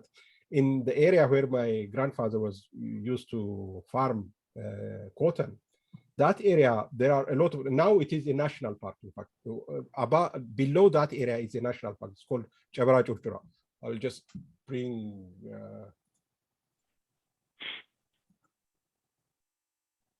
There are a lot of wild animals, elephants and lions and everything. It's not far from where it is. Just there is a river, and after the river, it's wild. So what they do is there are a lot of buffaloes there, these wild buffaloes there, and the people drive these cows, and not the smaller ones, but the cows and oxen. They drive them to the buffaloes. The buffalo, they come on the daytime in the morning. The buffalo come near to the people, and the people drive the cows to the buffaloes, and these buffaloes take the cows and oxen to their grazing place, and they stay there the whole day. It's amazing. And in the evening, they bring them back safe, because there are a lot of these lions and leopards in the area also. Sometimes they take this the domestic animals, but mostly they bring them safe in the evening, and the people come and take these animals. This used to be done a long time back. And God, what happens is 10,000 years, right? No, actually, I knew when this was happening. This is about 30 or 40 years back. They used to do that. It's not happening anymore. I don't think so, because now the area is really, now it's a national park, so you can't take animals into that area. But there still are, I'm sorry, go ahead. Yeah. So it used to be like that. And sometimes what happens is that the cows give birth to mixed calves, and the people know immediately, because as soon as the calves come, they really break everything in the house, so they have to kill them at once. They can't keep them. They can't. The breeds are very, very violent, so they kill them at once. It used to be like that. They were, for hundreds of years, they used to, in that area, they used to live there like that. It's really an amazing interdependence between the animal, the wild animals, and the people. It's really cool. Yeah, and one thing that the buffaloes are huge, dangerous, right? Very dangerous also, especially the other animals, the lions, and they are very afraid of them. Sometimes they can kill them if they say that if a lion manages to kill a buffalo, he can't kill anymore, because that buffalo really kicks him so bad that he can't kill another animal for a year or two. They have to recuperate. So the buffaloes are really very dangerous. Although they don't come close to people. People hunt them also. So but they are not in the region. They are not in Yem. I don't think so. In Yem region, they are not. Where in this area where my family. You know what kind of wildlife, herbivores are in Yem? I'm not quite sure, but there aren't that many. I'm sure there are these small this what do you call antelope type of thing. Antelopes, so some antelopes or something like that. But I don't think there are huge animals like elephants or something. There is no place. Is there any like predators in the area, or like what is like the main predator? Would you say, like in this type probably of hyena? Probably hyena. Okay. Yeah, I don't think leopards. Is there like a large wild area that they mostly live in, or is it just kind of scattered around? And if you see this area is almost wild. Okay. The southern part, it's you I'm see on my phone at the moment, so it's a bit difficult to see, but I can kind of and understand. the southern part is around 900 above sea level. It's about 2,000 meters below the area where the people live. So that area, it's very warm. The temperature difference is really huge. It's like you living in Europe and Africa. It's huge. Probably here up there, it's about 16 degrees. Down here, about 35 degrees centigrade. Wow. But there is huge difference. But what is the reason for that? Is it just the way of the landscape, or is there like the Elevation. landscape? Oh, the It's elevation. Okay, I understand. Yeah, it's almost elevation. like a rugged plateau almost, right? Yes. Yes, Yes, no, it is. yeah. Yes, it is. Okay. Most And most of the it- population is in this valley that I don't know if I'm seeing it correctly. Let me flip my screen, but there's like a valley on the right. Is that where the most of the population is? not the valley on the. I think you say on the top of Maybe the on the plateau left. or on, Yeah, quite the opposite. It looks like it's mostly towards the peak. It's like not at there. It looks like there's a Yes, road at the peak, yes. and then it's just below the peak. Yeah, which is for permaculture. I mean, that's perfect. That's where you want to catch water. So if they're catching water in the village, that improves the hydrology even in the valley below. I'm not sure if they are. If you see this one, this is the highest peak in the area. That's 2,900 meters. I have looked at Google Maps. So there is a little bit of. It's not really a lot. How big is this list now? Let's clear this up. I can see the plastic right now. I can see the plastic right now. Yeah, it's about 104 hectares. That's very small compared to the landmass. And that's the forest that you're showing? Yeah, it is a forested area if you see this one. But still they are farming in between the forest if you see this one. There are openings here. Yeah. So they kept and is that road that cuts through, is it quite has a lot of movement, or is it just like a very quiet back road? No, not football gloves today. Did you work for Manny and make some football glove one? I'm gonna mute Ryan. Apologies. So, it's okay. So it looks like not a lot, but there is some forest on the top summit of the but still I would think probably the entire area has to be reforested probably. And is there eucalyptus in the area? Is you were speaking? Were you speaking about eucalyptus? Yeah. Yeah, there is a lot of eucalyptus, but I don't think this one is eucalyptus. This is, I think, the natural, the indigenous forest.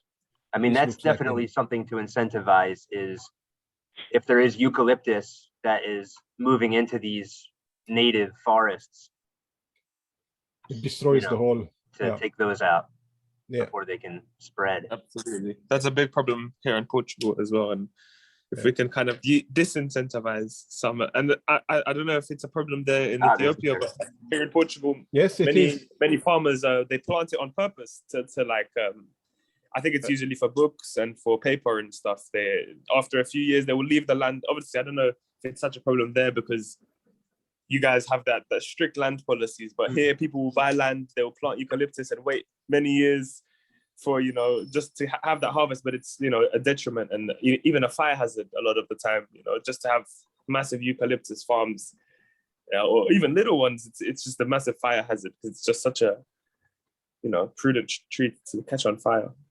But I guess that's not a problem there with the land, controlling of the land by the government quite well. What do you say to that? The government is not planting. They were, last year, the last 2 years, they were,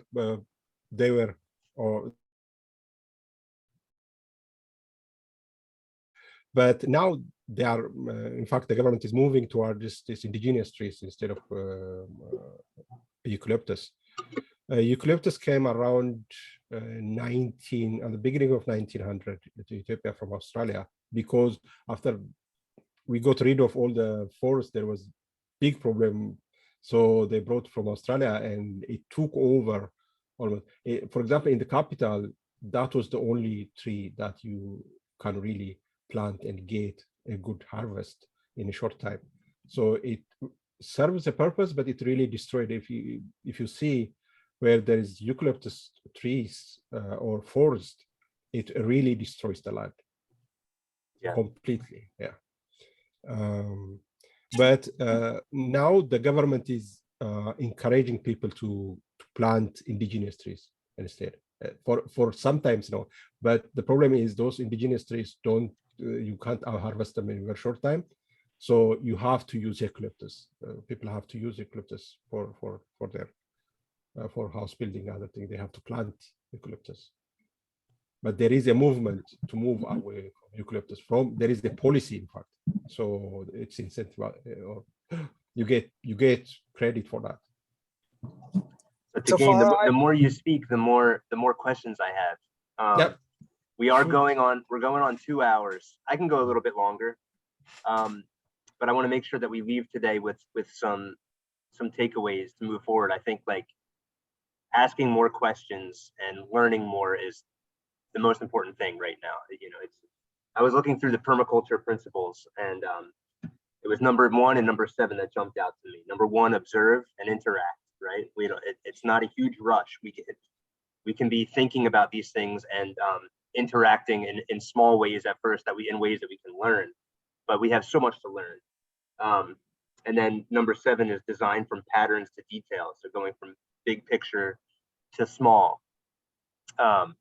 So, you know, just giving space to really be thinking through all of this stuff, absorbing all of this stuff and mulling it around and coming up with new questions. But to help answer those questions, I mean, you're wonderful. Like you have a knowledge of the land and the people and the history and everything. But it would be great to have somebody that has permaculture design experience, and you do. But it would be great to hear from your teacher. So I wanted to ask you how we might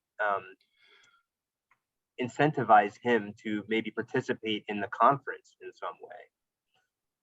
I haven't got a reply from him. I will try again. I've seen he logged in once, but I don't know if probably he is somewhere in Africa. I know.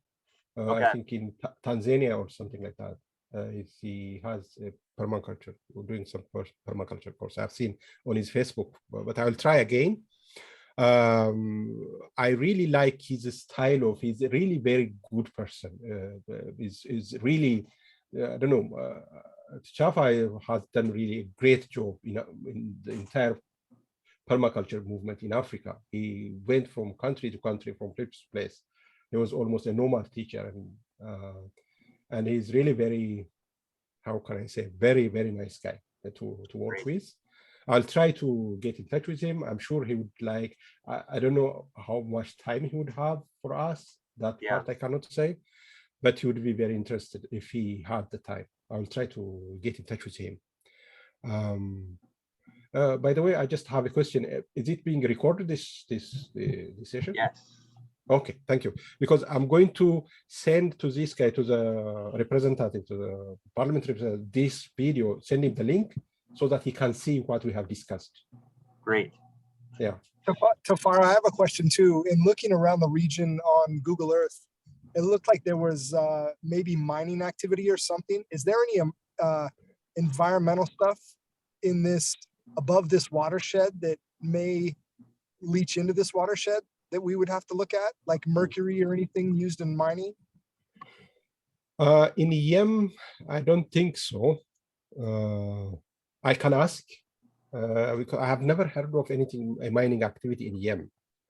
In Dauro, where I am from, there was a mining activity for coal, but in Yem, I haven't heard, but I can ask. I can't give you a correct answer, but I have never heard of any mining activity there. There is very little mining activity in Ethiopia at the moment, especially. Or just anything else man-made that may be into the watershed, because it looks like that watershed carries all the way from the reservoir above that feeds the hydroelectric plant.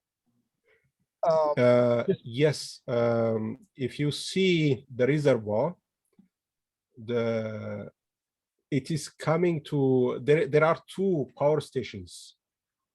What is it? Yes. The reservoir, from the reservoir, actually from the reservoir, the water goes northwards, not to south, and it comes back again. Okay. Yeah, if you follow but this one, what happens is from the reservoir, after there is a power station near a reservoir. After that, there is about 29 kilometers of tunnel under this mountain, and it comes down in the middle of this region. There is another power station down there. That is a tunnel from the reservoir. Going under this mountainous region. Yes, if you see, there is. Wow. That's pretty crazy. Yeah, there is this tube coming down to the. Yep, I saw that. Yeah. So that's coming out of the mountain from 20 kilometers away. Yeah, that's coming from the reservoir up there. Mm. It's about, I think, 29 kilometers tunnel. That's so crazy. Yeah, under the. Oy. But I think about 475 megawatts it produced that. And that's an artificial reservoir. Yeah, this So one is artificial. That used to be, that's like a flooded wetland, basically. Yes. Yeah. And I also saw it looked like the power lines, the high transmission lines went across the region that you're talking about as well. So, you know, for getting additional power there, it'd just be a substation to pull off those high power lines, if that was a possibility. What do the utilities look like? Are they nationalized? How Yes. does that? Okay. The government owns all the electric utility and the dams and everything. So I was actually, one of the things that I was thinking was probably to provide water to the people. We can have a pump down here so that we can pump water all the way up to the top. I don't know if you remember, Tyler, one thing I shared, it was just a random video.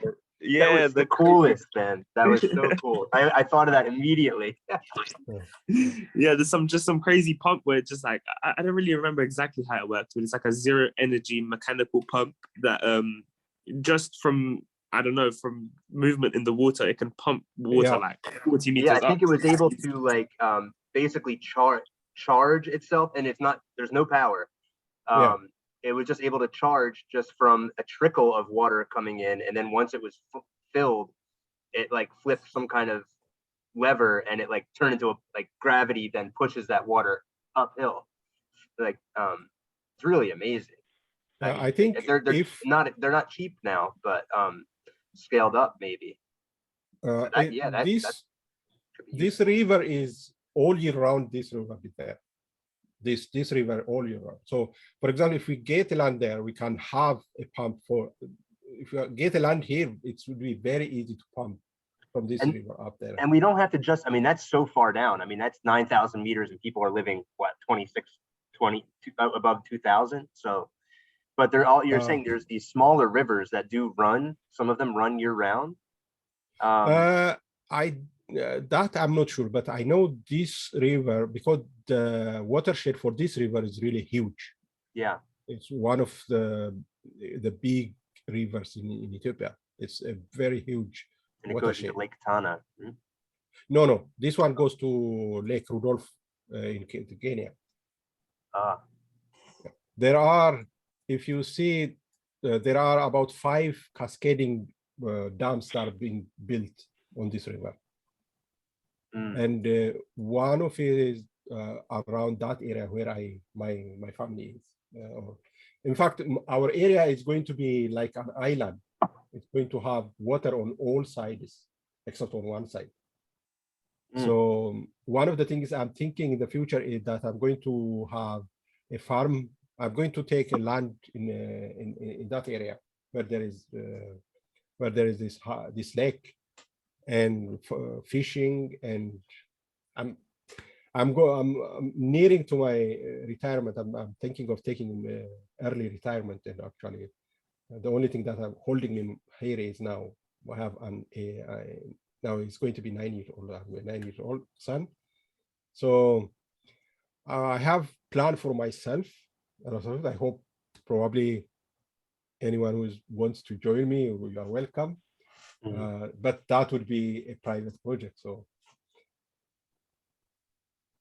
but the opportunities are a lot there. I think Tyler and Ryan will join you.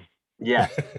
I mean, all the pictures you show are so beautiful. It looks like paradise to me, and so many problems to solve. And it's yes, yeah, that's but just look, when you zero in, in a way, it makes me hopeful just to see all these people, like, you know, farming, gardening. You zoom in, and it looks more sustainable than a farming looks in our country. And there is this fertile land, and we know better ways of doing things, and you know, and there's probably ancient knowledge that just doesn't get around. Maybe I'm sure there, if you zoom out to the country, I mean, the Ethiopian Highlands is such a huge area.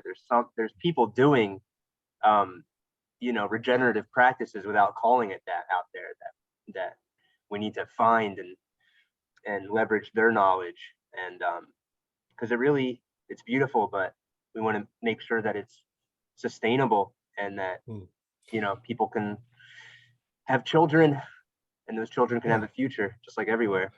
Actually, the Enset is not just actually the Enset plant is a system. If you see the Enset system, because if you don't have domestic animals, it's very difficult to sustain Enset. You have to put their inside the system. You have to use them for the Enset, and you plant, for example, other products under. It is a permaculture system. If you go and see, they were practicing that for, I don't know, thousands of years. I don't know how long, but the permaculture system, that is really an ecosystem you have there. All the worms and all the things. If you go into a Enset, into the Enset plants, under the Enset plant, you see permaculture there. The permaculture principles are used there. And they have been using them for hundreds of years. People studied only Enset, but Enset is just one plant among the canopy of the 7 canopy system. It is really the one which is really holding the entire ecosystem under it. It's an amazing plant. That's why I like it. It gets pretty big, huh? Yes, very big. But it's an herb. I'm not a botanist, but I know bananas are considered an herb, whatever that means. It's a giant herb. Yeah, bananas. Enset have a very big bark, huge. It grows up to I think 75 centimeter. Oh wow! Okay. Yeah. The circumference of the bark. That is what is the food comes from that bark. And so you can harvest it without killing the plant? No, you have to take it out, because what they do is you use the root also as it's a potato, kind of a potato, a lot of starch. Starch you get from it. It's huge. But itself is about 75 centimeters big. Yeah. So one Enset tree can sustain a family for up to 3 months. Wow. Imagine. So you just need, and then how long would it take for it to grow to the size to harvest it? About, I think, 3 years, 4 years. So then every family needs 12 trees. They actually have more than that. Yeah. I mean, that's amazing. That shows you how good the soil is. Wow. Yeah. So what you do is, the problem with the Enset is the preparation is a little time and labor consuming. Do you know of ways to, without huge factories, to speed it up?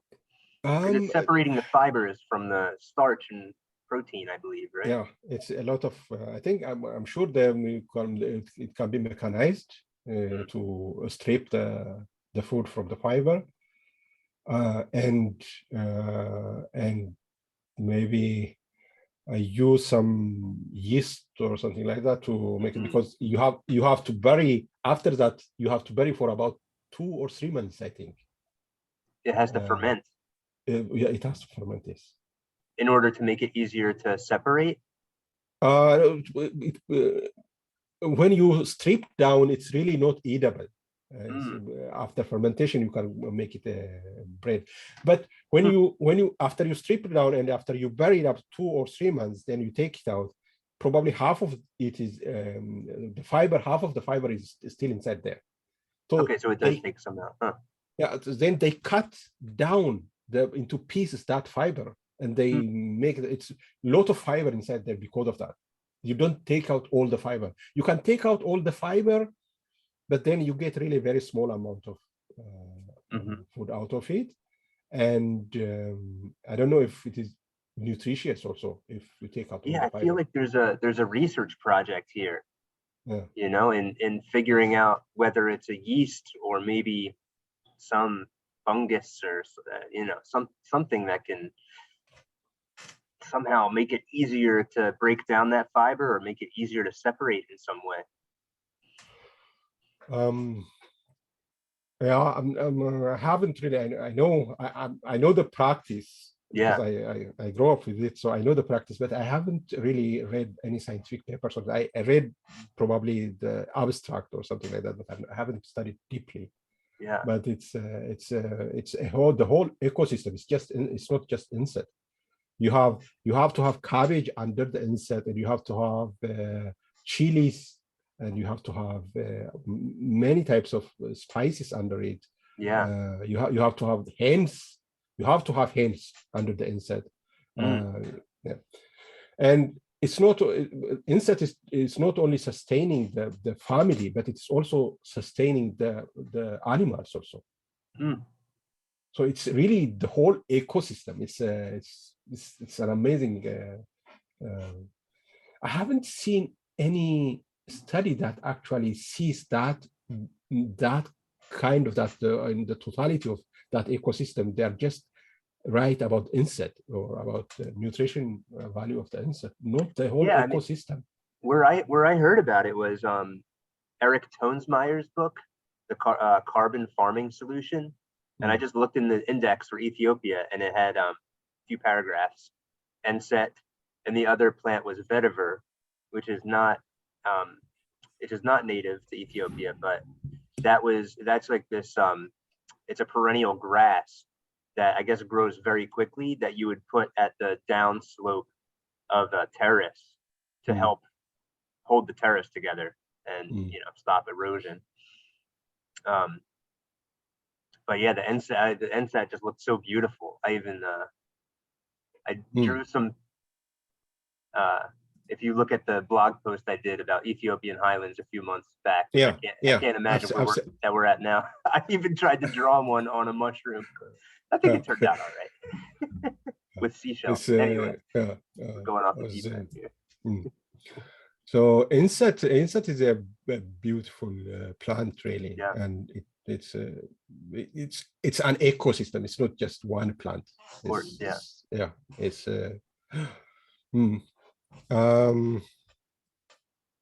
That's what I have to say. I think I've said everything that I would like to say. Yeah, I have more questions, but we'll save them for another time. Absolutely, you can write me. You can say I will show this recording. Just send me the link, and I will send it to him and what we have talked about.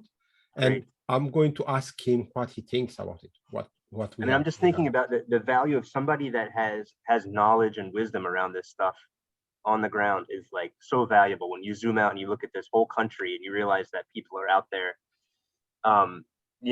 eking out a living and building swales by hand and herding, even though there's less and less land to use as pasture, and just looking at the whole system and just how it can work better. And maybe, you know, with our community, we can find ways for everybody to lift up, not just a donation basis thing. We're like really helping build an economy and give people tools on the ground, people not working for nothing, but you know, through regeneration, carbon credits, maybe products, but I don't think that has to be a piece of it, like exported products. You know, there's just so, we have an economic ecosystem that's figuring itself out that can help empower the right kind of work for people to do on the land.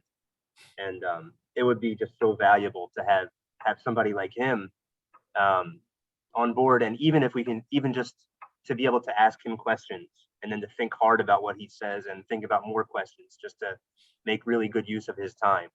And I dream of maybe getting, you know, our speakers some NFTs, and maybe we could talk to Doobie from NFT Seeds about that. And you know, we have Little Fish, the foundation, coming together. It's all very early days, but we want to make sure that everybody's time is well rewarded, however we can, at this point where, you know, we're not really bringing any money into the community, but we're working on it. But there's still ways to make this happen. So that would be beautiful. I was something that I'm really kind of taking off my shell, because I'm not, as you see when I talk about it, I'm not really quite sure how it's going. In a way, I like it that way. I really would like to learn Me too. together. One of the things that, and Dan Kimball, he had the Frios. Say that again. Dan Kimball. He Dan had Kimball? this Frios. He had this project called Frios. It's a free OS. It's a DAO or system. He was trying to get me use that system for the Ether. And for a long time, there is a lot of systems in that. There is a lot of components in Frios. I tried to understand, but I couldn't really get how I'm going to use. I couldn't connect the Frios with the communities. How I'm going to use it. And a few days back, he was presenting at Gimbal Labs, and it really took me a very long time. Sometimes I really didn't understand well what they were trying to do, and suddenly I understood what they were trying to do. It was really amazing. By the way, they really thought out a very simple and beautiful system for communities to build their own ecosystem with their own currency. So I was actually thinking now, I was thinking maybe we can, I don't know if we can introduce that, if the government would allow the people to have their own currency inside that area. I'm not sure, but it's really. Do people pay taxes? Yes, of course. I mean, that's probably all they care about, if it can be taxed. Yes, probably. I don't know. And it's creating jobs. You know? Yes, it was really a very beautiful system where the values created in this community, for the most part, stays in the community because they trade with each other, and it was really a beautiful system. But they have it now in EOS blockchain, not in Cardano. He's trying to port to Cardano. He likes the Cardano. I'm sure you have seen, you know, the Dan Kimball, Dan Ada. That's his Twitter. Yeah. I'm not on the Twitter. I need to get on there. There's too many places. Not Twitter, but his Discord. Oh, okay. So I'm sure you know him. He speaks all the time on Cardano. The main guy, Dan Rebar. Yes, Dan. Rebar. Oh yeah, Daniel Rebar. Yeah, with totally. Yeah. He's got the palm trees behind him. No, he's in not him. Nothing. Many Sure. Dans. Yeah. I have so many Dans in my life. Yeah. Really Dan, weird. wait, I can give you that. There he is, Dan Ada. Yeah. All Him. right. Right under me. Yeah. Yes. All right. So I'm now kind of trying to I have asked him, I can probably, if they can provide me with material, that I can translate it into Amharic so that people come and register into that system, because it's through the participation that you get the coins, the tokens. Every week you come and participate on the governance, and you get tokens. You don't, if you don't. Yeah, I mean, we need people on the ground there that know how to interact with the digital ecosystem. Yeah. And if they can get paid to do that or airdrop, you know, that's another great question. How many people there have phones or a smartphone for this interaction? A smartphone penetration is increasing in Ethiopia now. It's, I think, about 60%. Wow. Yeah, that's really good. Yeah. Yeah, 50 or 60%. Yeah. So you wouldn't have to go too far to find a phone. No, actually, they have built out the best thing of the government owned the entire telecom system was until now. It was now they have come, other companies started to come. They haven't started operation yet, but the government was there was expansion, a lot of expansion in the last. Is that 5-6 years in the domain for World Mobile? I don't know too much about that project, but the satellite. To tell you the truth, I bought World Mobile tokens, but I really don't understand the economic value of it. I don't, as I said, that I had it took me very long time to understand freeware, so I haven't really understood, but I bought for solidarity about it. I don't know if it is going to work in Ethiopia, because the government, the telecom sector in Ethiopia is very strict. The government is very strict about it. Before, they didn't allow any company. There was only one in 2001, government monopoly. Only now they have allowed 2 companies to operate, and probably it's going to take them 2 or 3 years to build the infrastructure to do that. But there is some kind of internet access out there in the mountains. Yes. Wow. Okay. Yeah, but the thing is that you can ask, for example, the government for license to use satellite, for example. For example, you can ask the government license. The government can give you license to do that. Then you pay certain amount of tax. There are, for example, NGOs and others. They use their own satellite connections where there is spotty internet access. They use satellite connection. You can do that. But you have to be licensed. You have to have a license to use that. But I think in that area, this area, there is this power station, and there are, if you see, the power station have a lot of, it's an Italian company called Salini that built this, both of them, almost all the ecosystem built. So there is a very good connection, I'm sure, and it is a highland. If you have one tower up here, then it really reaches almost all the regions. So I don't think there is a problem of better or worse. if you remember, the government is now issuing to the students Atala prison.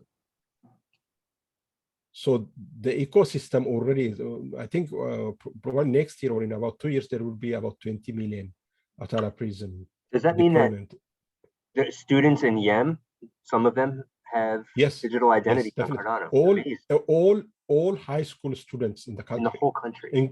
Yeah.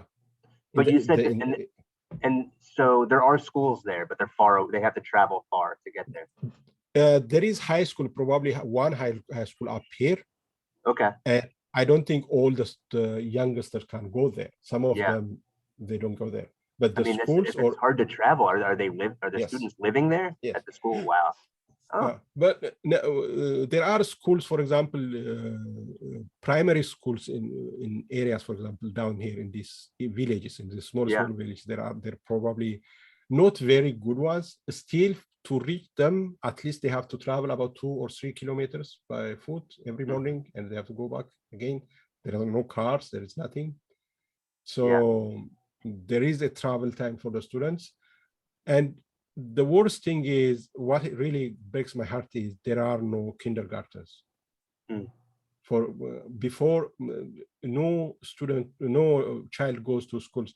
One of the things I'm trying to do in the area where I live is that the land that we are using entirely, the product that's coming from there goes to we have set up a kindergarten in that area.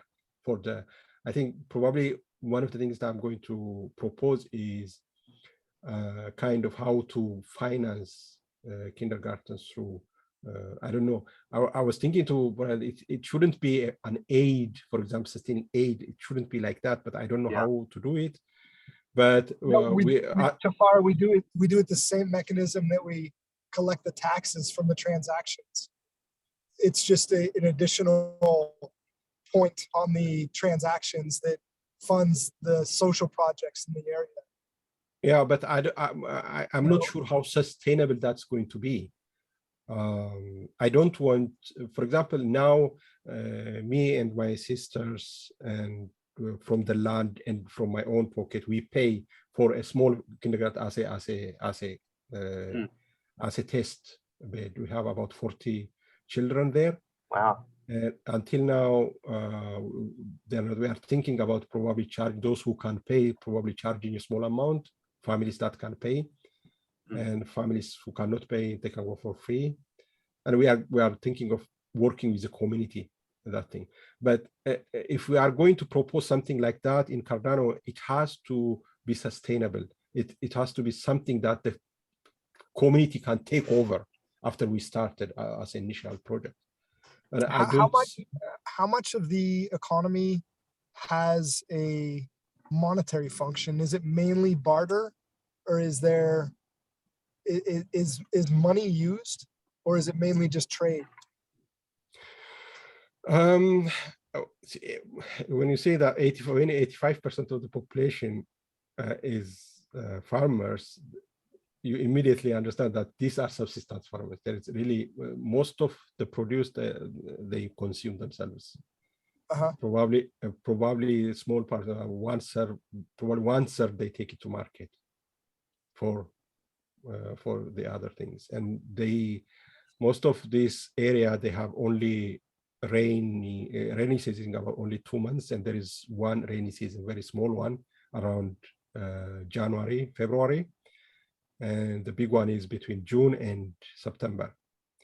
So most of their produce is done there then. So they sell, of course, the country is mostly agricultural, and we have what is called the commodity exchange for products, for farm products, but mainly for commercial products, for example, for coffee and sesame, these large scale farms. But small scale farmers also can bring, there are warehouses in some of the area, they can bring there and deliver their product there, and it's sold on the commodity exchange there are. But it hasn't worked very well. It didn't pan out for all the farmers. Is that exchanged for credits at the exchanges, or is it exchanged for goods? Do they monetize it with like the but only for a few products, like I said, I think 4 or 5 farm products. It's probably marked up a lot as far as they pay a discounted, they get a discounted rate, and then it's marked up and sold again to the same people, basically. It should work. Actually, it should work according to the market principles, but I don't know how much it does. Probably there are middlemen who take. So I'm not sure, but there is that one. But there were complaints about it. Maybe one of the things we can do is probably have a decentralized exchange for the goods. 100%. Yeah. So would definitely be good to learn more about that exchange. What really excites me, as Taylor said about Ethiopia, is with it's really a low bar. If we can get the tools there to show results, really there is so much problem. There are so much problems to solve. It's called. It's like we really like to solve problems in blockchain in ecosystem. And in Ethiopia, there is something called an ox, a hungry ox. God gives him there is there is there is something called tef in Ethiopia. It's a main grain, and the byproduct of that grain is called chid, and it really produces a lot of chid. This tef produces these are very small grain. It's kind of a super grain actually. I don't know if you know about tef. It's the main grain in Ethiopia. Yeah. So when we get injera here, and we've got some good Ethiopian restaurants in Philadelphia. It's tef. So but you're saying that they make injera from Enset too. It's different. Enset is not very good for injera. Because it's very elastic. Ooh, that sounds interesting. Yeah. Really? So it's almost like gluten-y. Yes. Wow. Tef is gluten-free. Probably, I don't know if it is gluten-y or because of that. I don't know because of the fermentation. That's interesting. I mean, yeah, but they make injera. They try to make injera with it, but it is not very good injera. They mix it with tef. Like?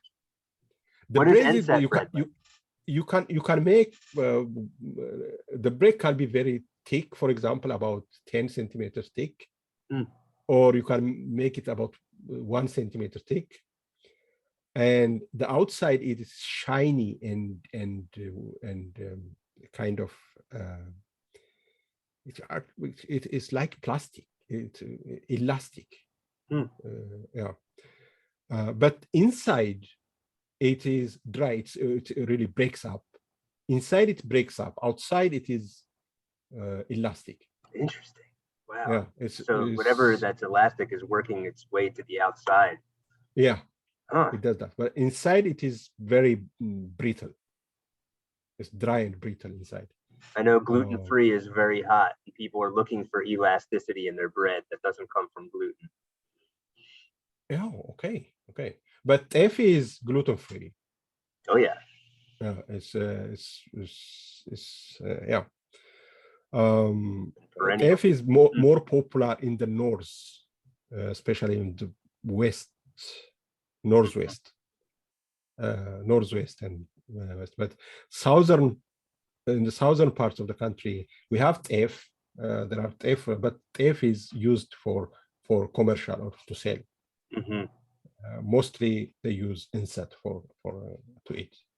It's interesting in the building where I'm at right now. So we grow mushrooms in the basement, and it's like there's some shared businesses upstairs, and one of them is Sum Tahini, and they source their sesame from Ethiopia. And actually the guy, it's a nonprofit that owns the building, but the landlord, he's the reason we're here.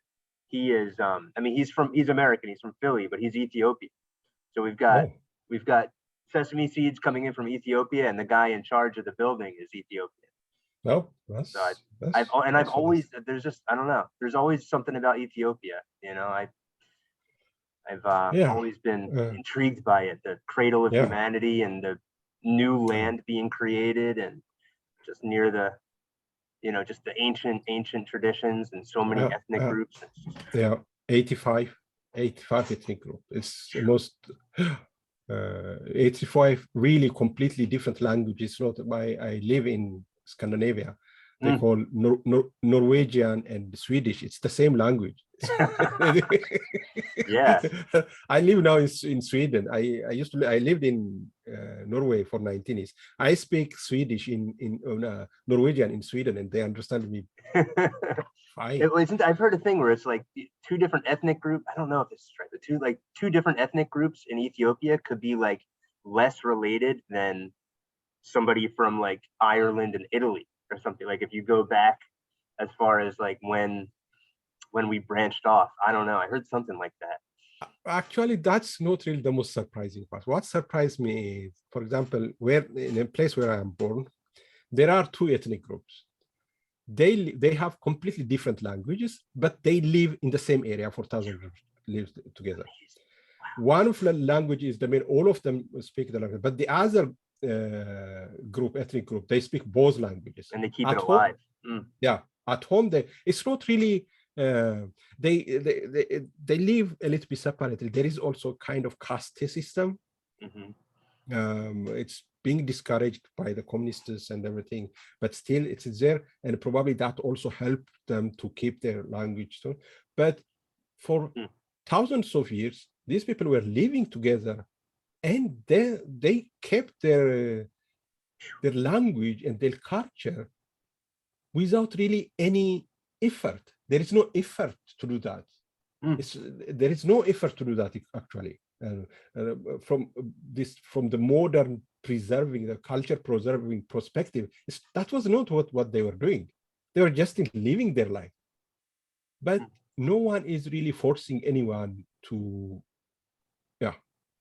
forget their culture or to discourage from speaking. That's great, because all it takes is one time that happens and it's gone. So then it's gone, yes. And it happened. One of the things that, for example, the Yem people, one of the Yem preserved its culture.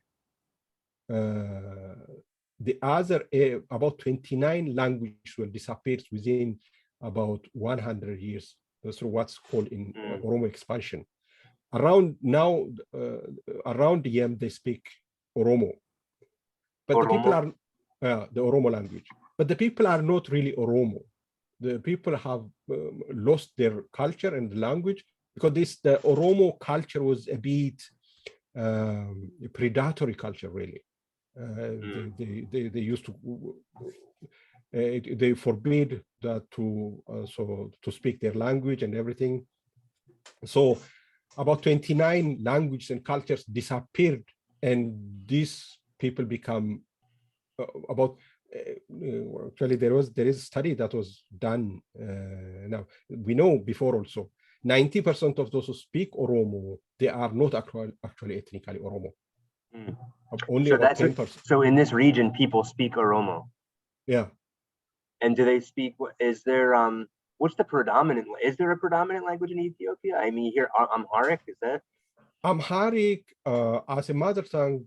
Actually, Oromo speakers are the largest. Oh, okay, good.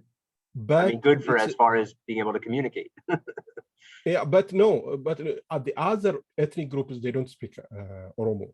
Okay. So it is within Oromo. But Amharic was a kind of national, even so as a mother tongue, the people who speak Amharic as a mother tongue, they were slightly less than Oromo.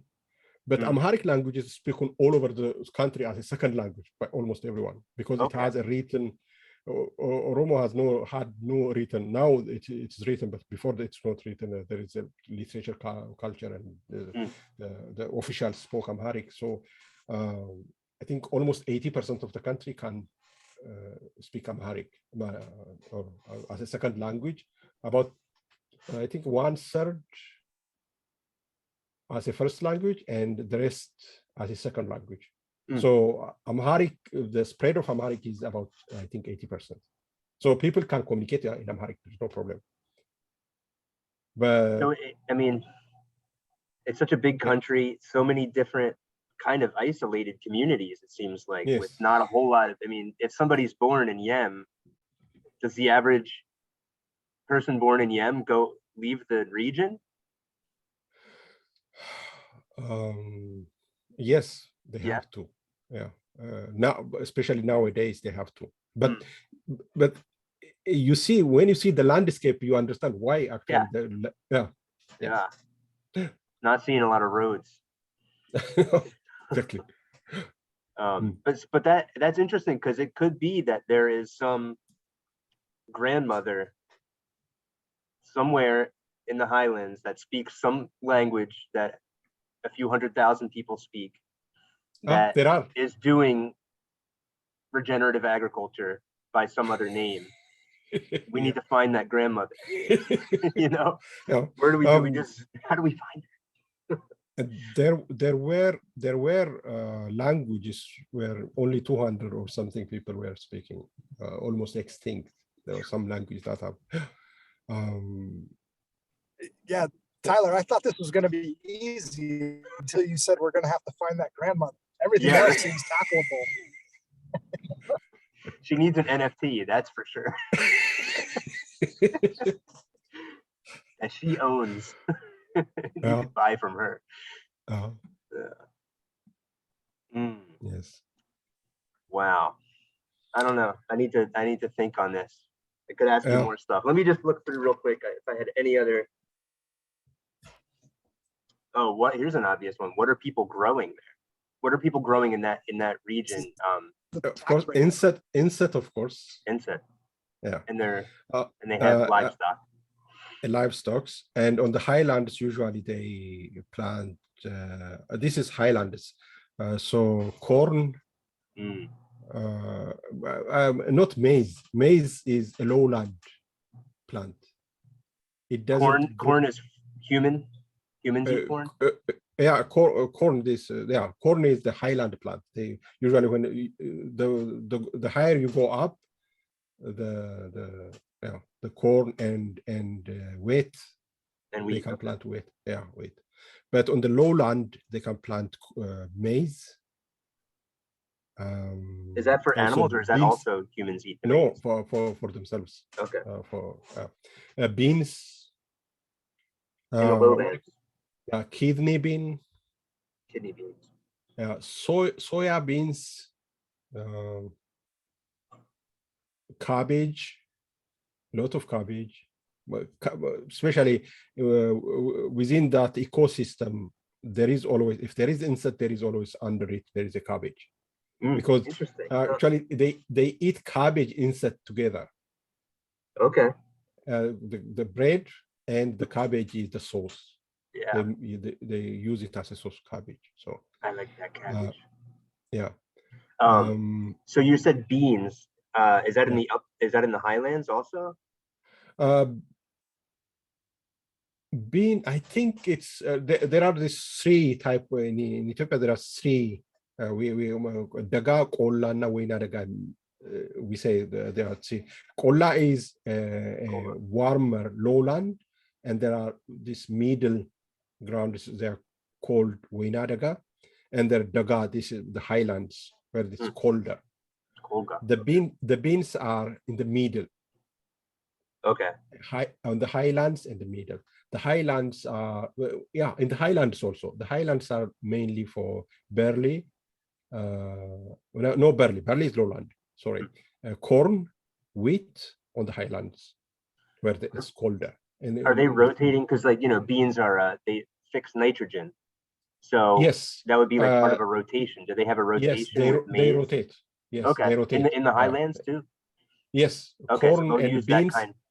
Usually, 1 year if they plant corn, then the next year they have to plant beans. Otherwise, they now they start using a lot of chemicals and fertilizers. Yeah, it's one of the things that Charles Hoskinson has talked about is vouchers for chemical fertilizer.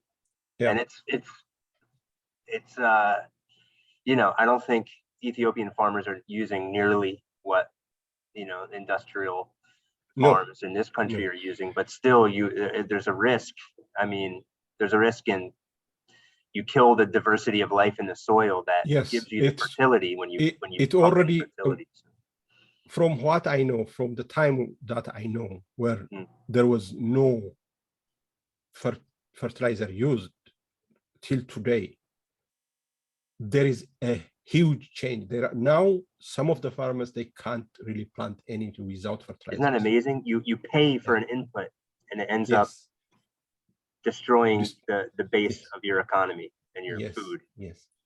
And so that seems these farmers knew.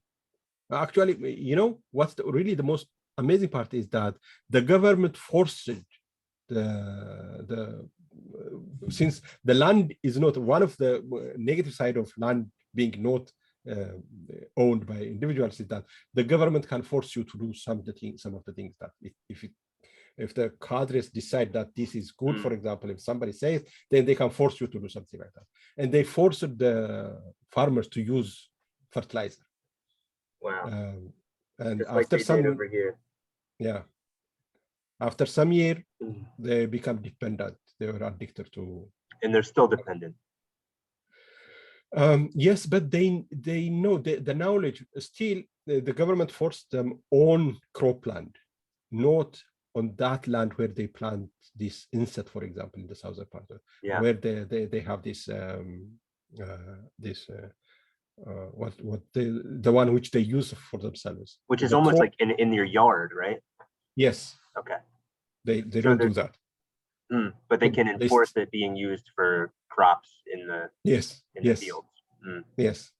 There is this cropland, and there is also, I think, about every farmer keeps about 500, 400, 500 square meter for what do you call? For corn. No, for themselves, for their own use, for example, to plant inset. Inset is usually, there are very few commercial inset plant. Yeah. The inset is actually planted for own use. Yeah. But they plant some extra and they sell it. Or since everybody does it, there is always extra to sell. Yeah. But the inset, I haven't seen a large scale inset plant. There are banana plants, there are corn plants, but inset is always, because it needs really a lot of work also. Yeah. Looking after. And also you have to have a lot of cow dog to have really good inset plant, taking care of that. You have to have this ecosystem. Yeah.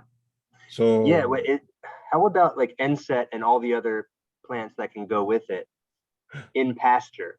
Like not necessarily a yard where you're keeping cows, where you're bringing in hay, because it seems like that's kind of what's happening in a lot of places. Yeah. But where it's open pasture where cows are grazing, that there's also Enset there.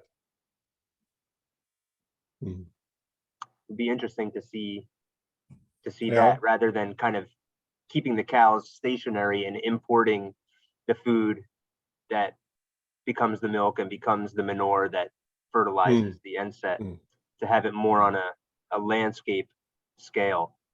And yeah, that's definitely one of my takeaways from this meeting also is just thinking, yeah, it's interesting, like these farmers. So on one hand, we know that some of the best regenerative farming takes place when humans are working intensively, like in a yard, in gardens.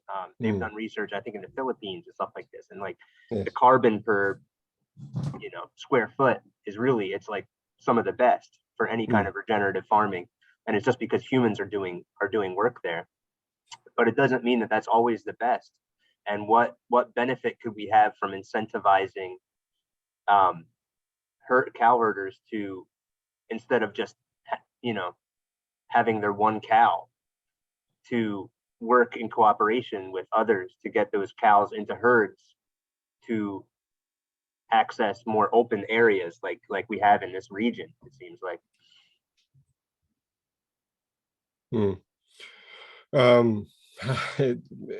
I think right now the biggest problem is to keep out the cows. Say that again? To keep the cows out of the area. But if you come up with actually, now if you come up with an idea and with a project that would actually benefit by doing that, that means it is a double benefit.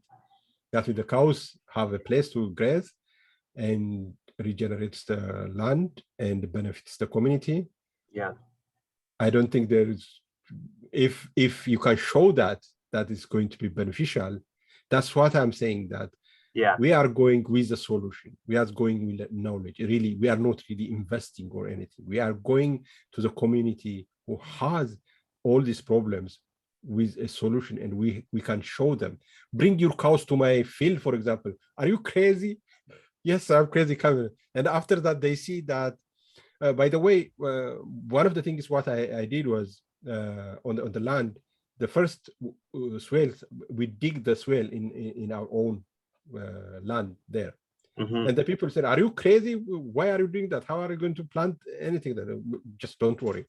Then the next year there was a drought, kind of didn't come a lot of rain. Our land was green. Yeah. Wow. One All year. was, Mm. yeah. So I think about 2 years or something like that. So we let, in fact, neighbors to send their cows into that land, and so that Amazing. Yeah. yeah. Yeah. That's We it. actually, I wasn't thinking for the dough, but I was thinking because if those cows are not getting, then they are going to have problem. So there was really, they were grateful for that. But I wasn't thinking about actually the cows benefiting us. But now they started, before the government started this swale building, actually we started in that area. And later on, the people start really doing that swale themselves. And now in that area, they are building, but not efficiently enough. I didn't have the time to go down there and do some of the works myself.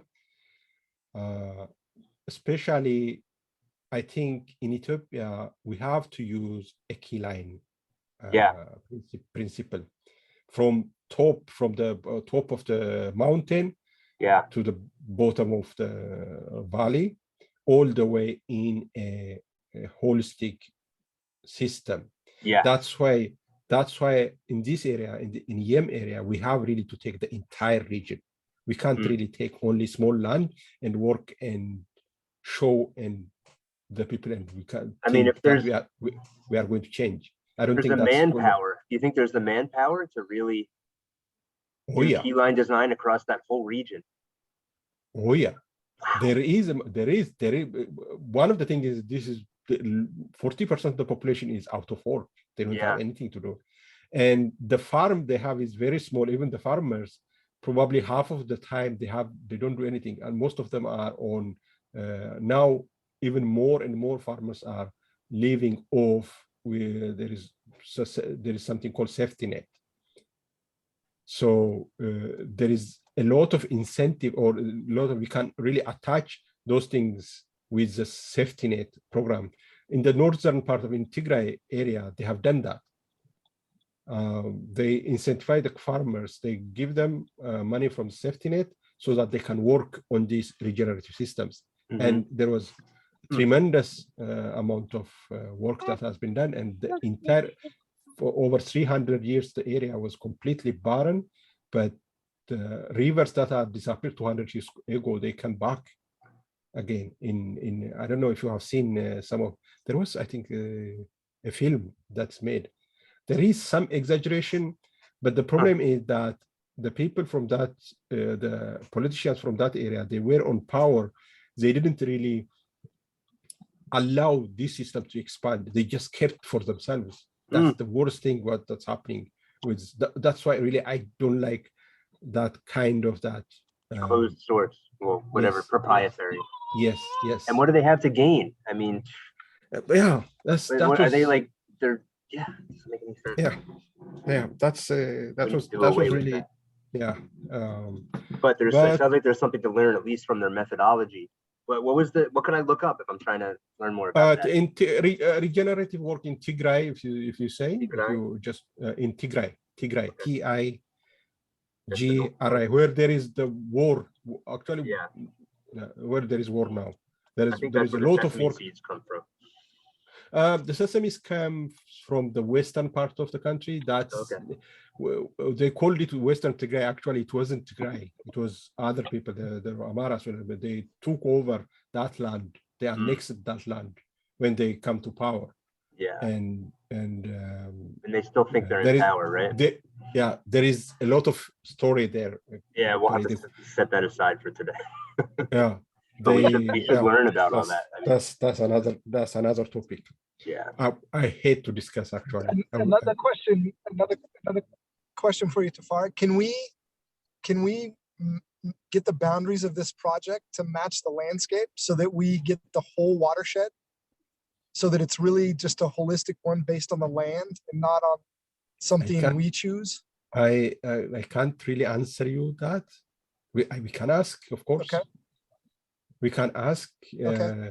But the thing that what I feel confident about is, as long as our project makes sense, I believe the people are very receptive. The officials, the representative that I'm talking to is very, very receptive. We are not hurting anybody. This is a community project, so I don't see any problem with that. But You think the people on the ground will be as receptive too? Because it is their project. We are doing them for them. They are going to own it, isn't it? 100%. Yeah, I don't see any problem, but I can't really answer you confidently. But I see no. I actually, this is what I think. I'm telling you this. No, I'm not trying to sell you anything, but I really think if we have a good plan, and if that plan is going to benefit the society, I don't think we are going to meet a lot of resistance. There is a very low corruption because of the community is so small and the officials are so close to the people. If it is benefiting the people, they can't say no. There are no legal obstacles that really stops us from benefiting the people. We are benefiting the people. That's really, we are not really taking anything away. We are benefiting the people. We are really solving a huge problem that's probably is going to, for creating jobs and future and careers for the young people. So I see no, but I can be mistaken. There can be an unknown problem that I don't know. I don't see. I may be naive in that regard. But that goes for anything, you know. Yeah. But I think Tyler and me are altruistic, so I think it matches well. Yeah. You know, we're all just going into this with openness and trying to make a change, and this hopefully works. You know, what is the biggest? What do you see as the biggest problem? The biggest problem is making the people understand what we are going to do, what we are trying to do, explaining really, because what I saw is that's why I mentioned this freeways. I have been listening that project for 3 or 4 months now. I didn't get it. And Dan he was trying to tell me that this is really a very good tool for your project to use. I wasn't convinced. So I think the biggest problem is that really onboarding, making people understand that what we do is really is going to help you. And Ethiopians by nature are very suspicious. So it has nothing to do with they're very suspicious. These old cultures are always suspicious. That's how they manage to survive. So that one is going to be a problem. But on the other hand, we have people who can understand, officials who can understand. This guy is really the big man in the area. He's really the biggest official for that area. Even so, he doesn't. So if we can onboard just one person, if we can make him understand, I think half of the problem is solved. That part of the problem, at least half of it can be solved. He can tell them the way because they elected him because they trust him. It's a small community. It's not a lot of corruption. And the other thing I forgot to mention, I wanted to mention that it's a very peaceful, because of the small population, it's a very peaceful, relative to other areas, a very peaceful area. Very peaceful. There isn't really crimes or you can't really leave anything out. they protect each other very much. Hmm. So if you come there, the people understand what you are doing, then you don't have really to be. Also, one of the things that many projects suffer from is that security is the biggest problem for them. And here, I don't think we are going to have security problem, because this is the project of people. At least we are going to employ a lot of people, or a lot of people from that area are going to be owners of the project. So they are going to protect that one, even if there is this petty theft or something like that there. So I thought about that, and I feel really good about the prospect on that part. There is a very low crime rate, and also when they become owners of the project, they will protect it. So we don't have really to be afraid of those things. That is what I feel. That's what I thought I have it. That's what I feel.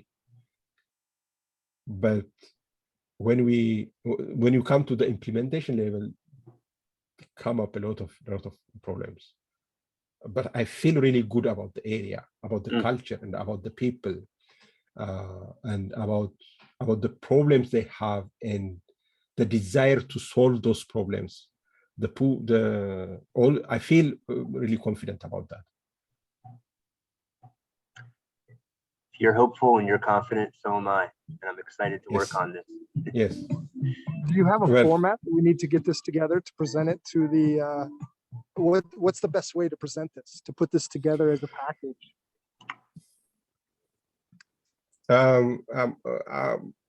Here is what I'm going to, on my part. I think we should pick up what we can do. I'm not very good at setting up presentations, really. I'm not very good at. There are people who the QR is very for me. The question and answer thing is much better. But what I'm going to do is I'm going to show this recording, send it to the guy, and he can see what we are talking. We are openly speaking the problems and all the discussions. He can see that one, and I'll get feedback and let you know. That's what I'm going to in the first place. And after that, I can ask him about the land, if we can get that land. If there is a possibility we can, if we are not getting that land, which land area we are getting. That information I'm going to ask him after he watched that one, and I'm going to ask him that one. And one thing that I don't know that I cannot, I would like to really mention is how much fund can we ask about the project, so that I can tell him we can ask this much fund, and I can explain to him the process. That always can really get an attention, saying that we have really money to spend on this thing. It will get better attention. So that would be nice if we know how much we can ask for a fund, at least on the beginning. Yeah. But I believe if we start that, I think we can ask funding from other organizations. We can create a project and ask other organizations to chip in, for example, outside of. I think a lot of people know how this is done. I think this is a very good project. As long as we have people down there, people who can organize. We have accountants, we have lawyers, we have community organizations, organizers who are who have done this job for a long time, and we are going to hire them either in time. Maybe we don't have to hire them for the whole month, but for particular, we can break down the works, and if they do this, they're going to get this, and yeah. So it's going to be very, in that wise, for the labor cost is going to be very low. One of the things, it's going to be very, very low. It doesn't have to cost us a lot. Probably the most cost is going to be us. Yeah. How much? Yeah. So that would be, we have to be open about it. What's going to cost us? How much? If we are going to spend our time, what we expect from that. I'm not going to say I don't want to be paid, but I really don't care if I don't get, this is done and if I don't get anything out of it, I really don't mind. But saying that itself is kind of suspicious. Yeah. I often, okay.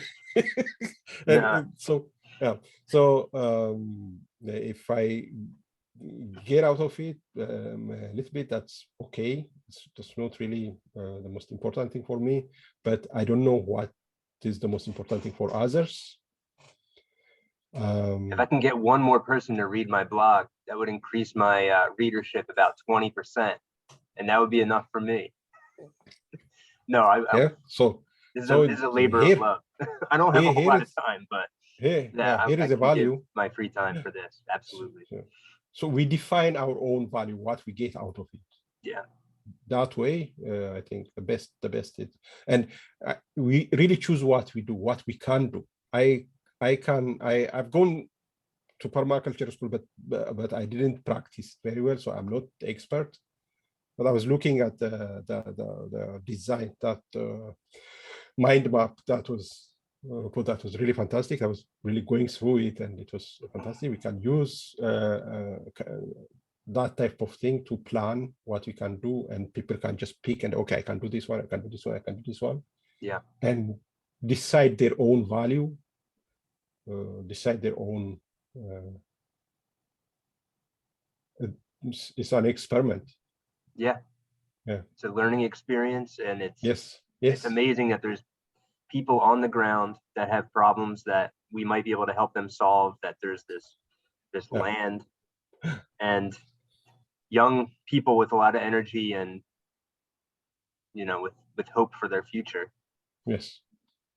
If I can really, from this, if I can create a career for 10 or 15 youngsters as a carpenters, maybe as a blacksmith, or as a metal workers, or as a farmer, I don't know, as a permaculture assistant, that's going to be, as a, probably take care of that would be really fantastic. But that by itself is a lot of things.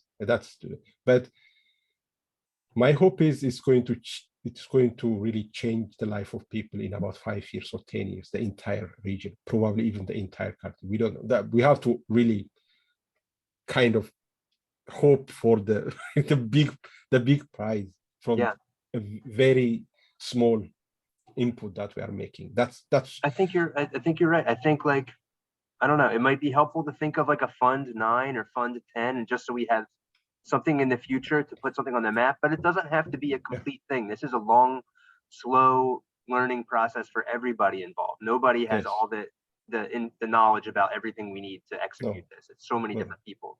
But if we can get something that's coherent, that really makes sense, that's like the beginning of this story, and we have a clear, you know, we're satisfying all the things that people look for in Catalyst. Yeah, you know, just having this is the money we need for cattle, for building swales, this kind of like very concrete type of stuff.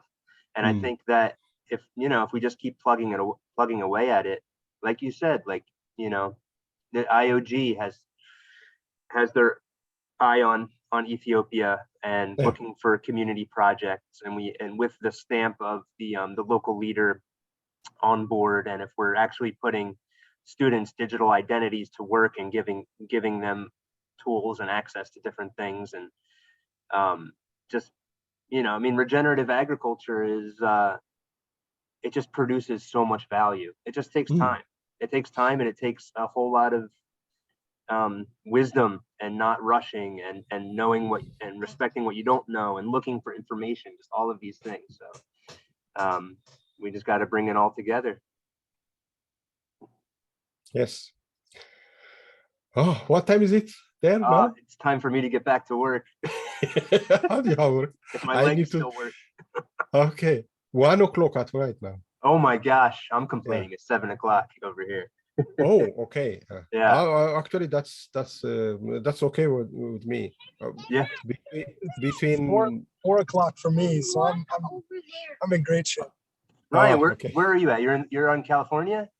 Yeah, I'm in California. Cool. Okay. Okay. All right, we're all over the world. Well, gentlemen, So far, a Yes. fantastic insight. Holy Thank you cow. Thank you very much. leading you us very on a much. journey through Ethiopia and Yem. Yeah. All right. Yes. Thank you very much for letting me blabber so long. It was really very nice to get it out, everything. Of course. Well, we're Yeah, lucky to thank have you. you. Yeah. Thanks. All right. All right. Good night. Good afternoon. All right, Whatever good it is. Until Yes. next time. I'll stop sharing this. Yeah.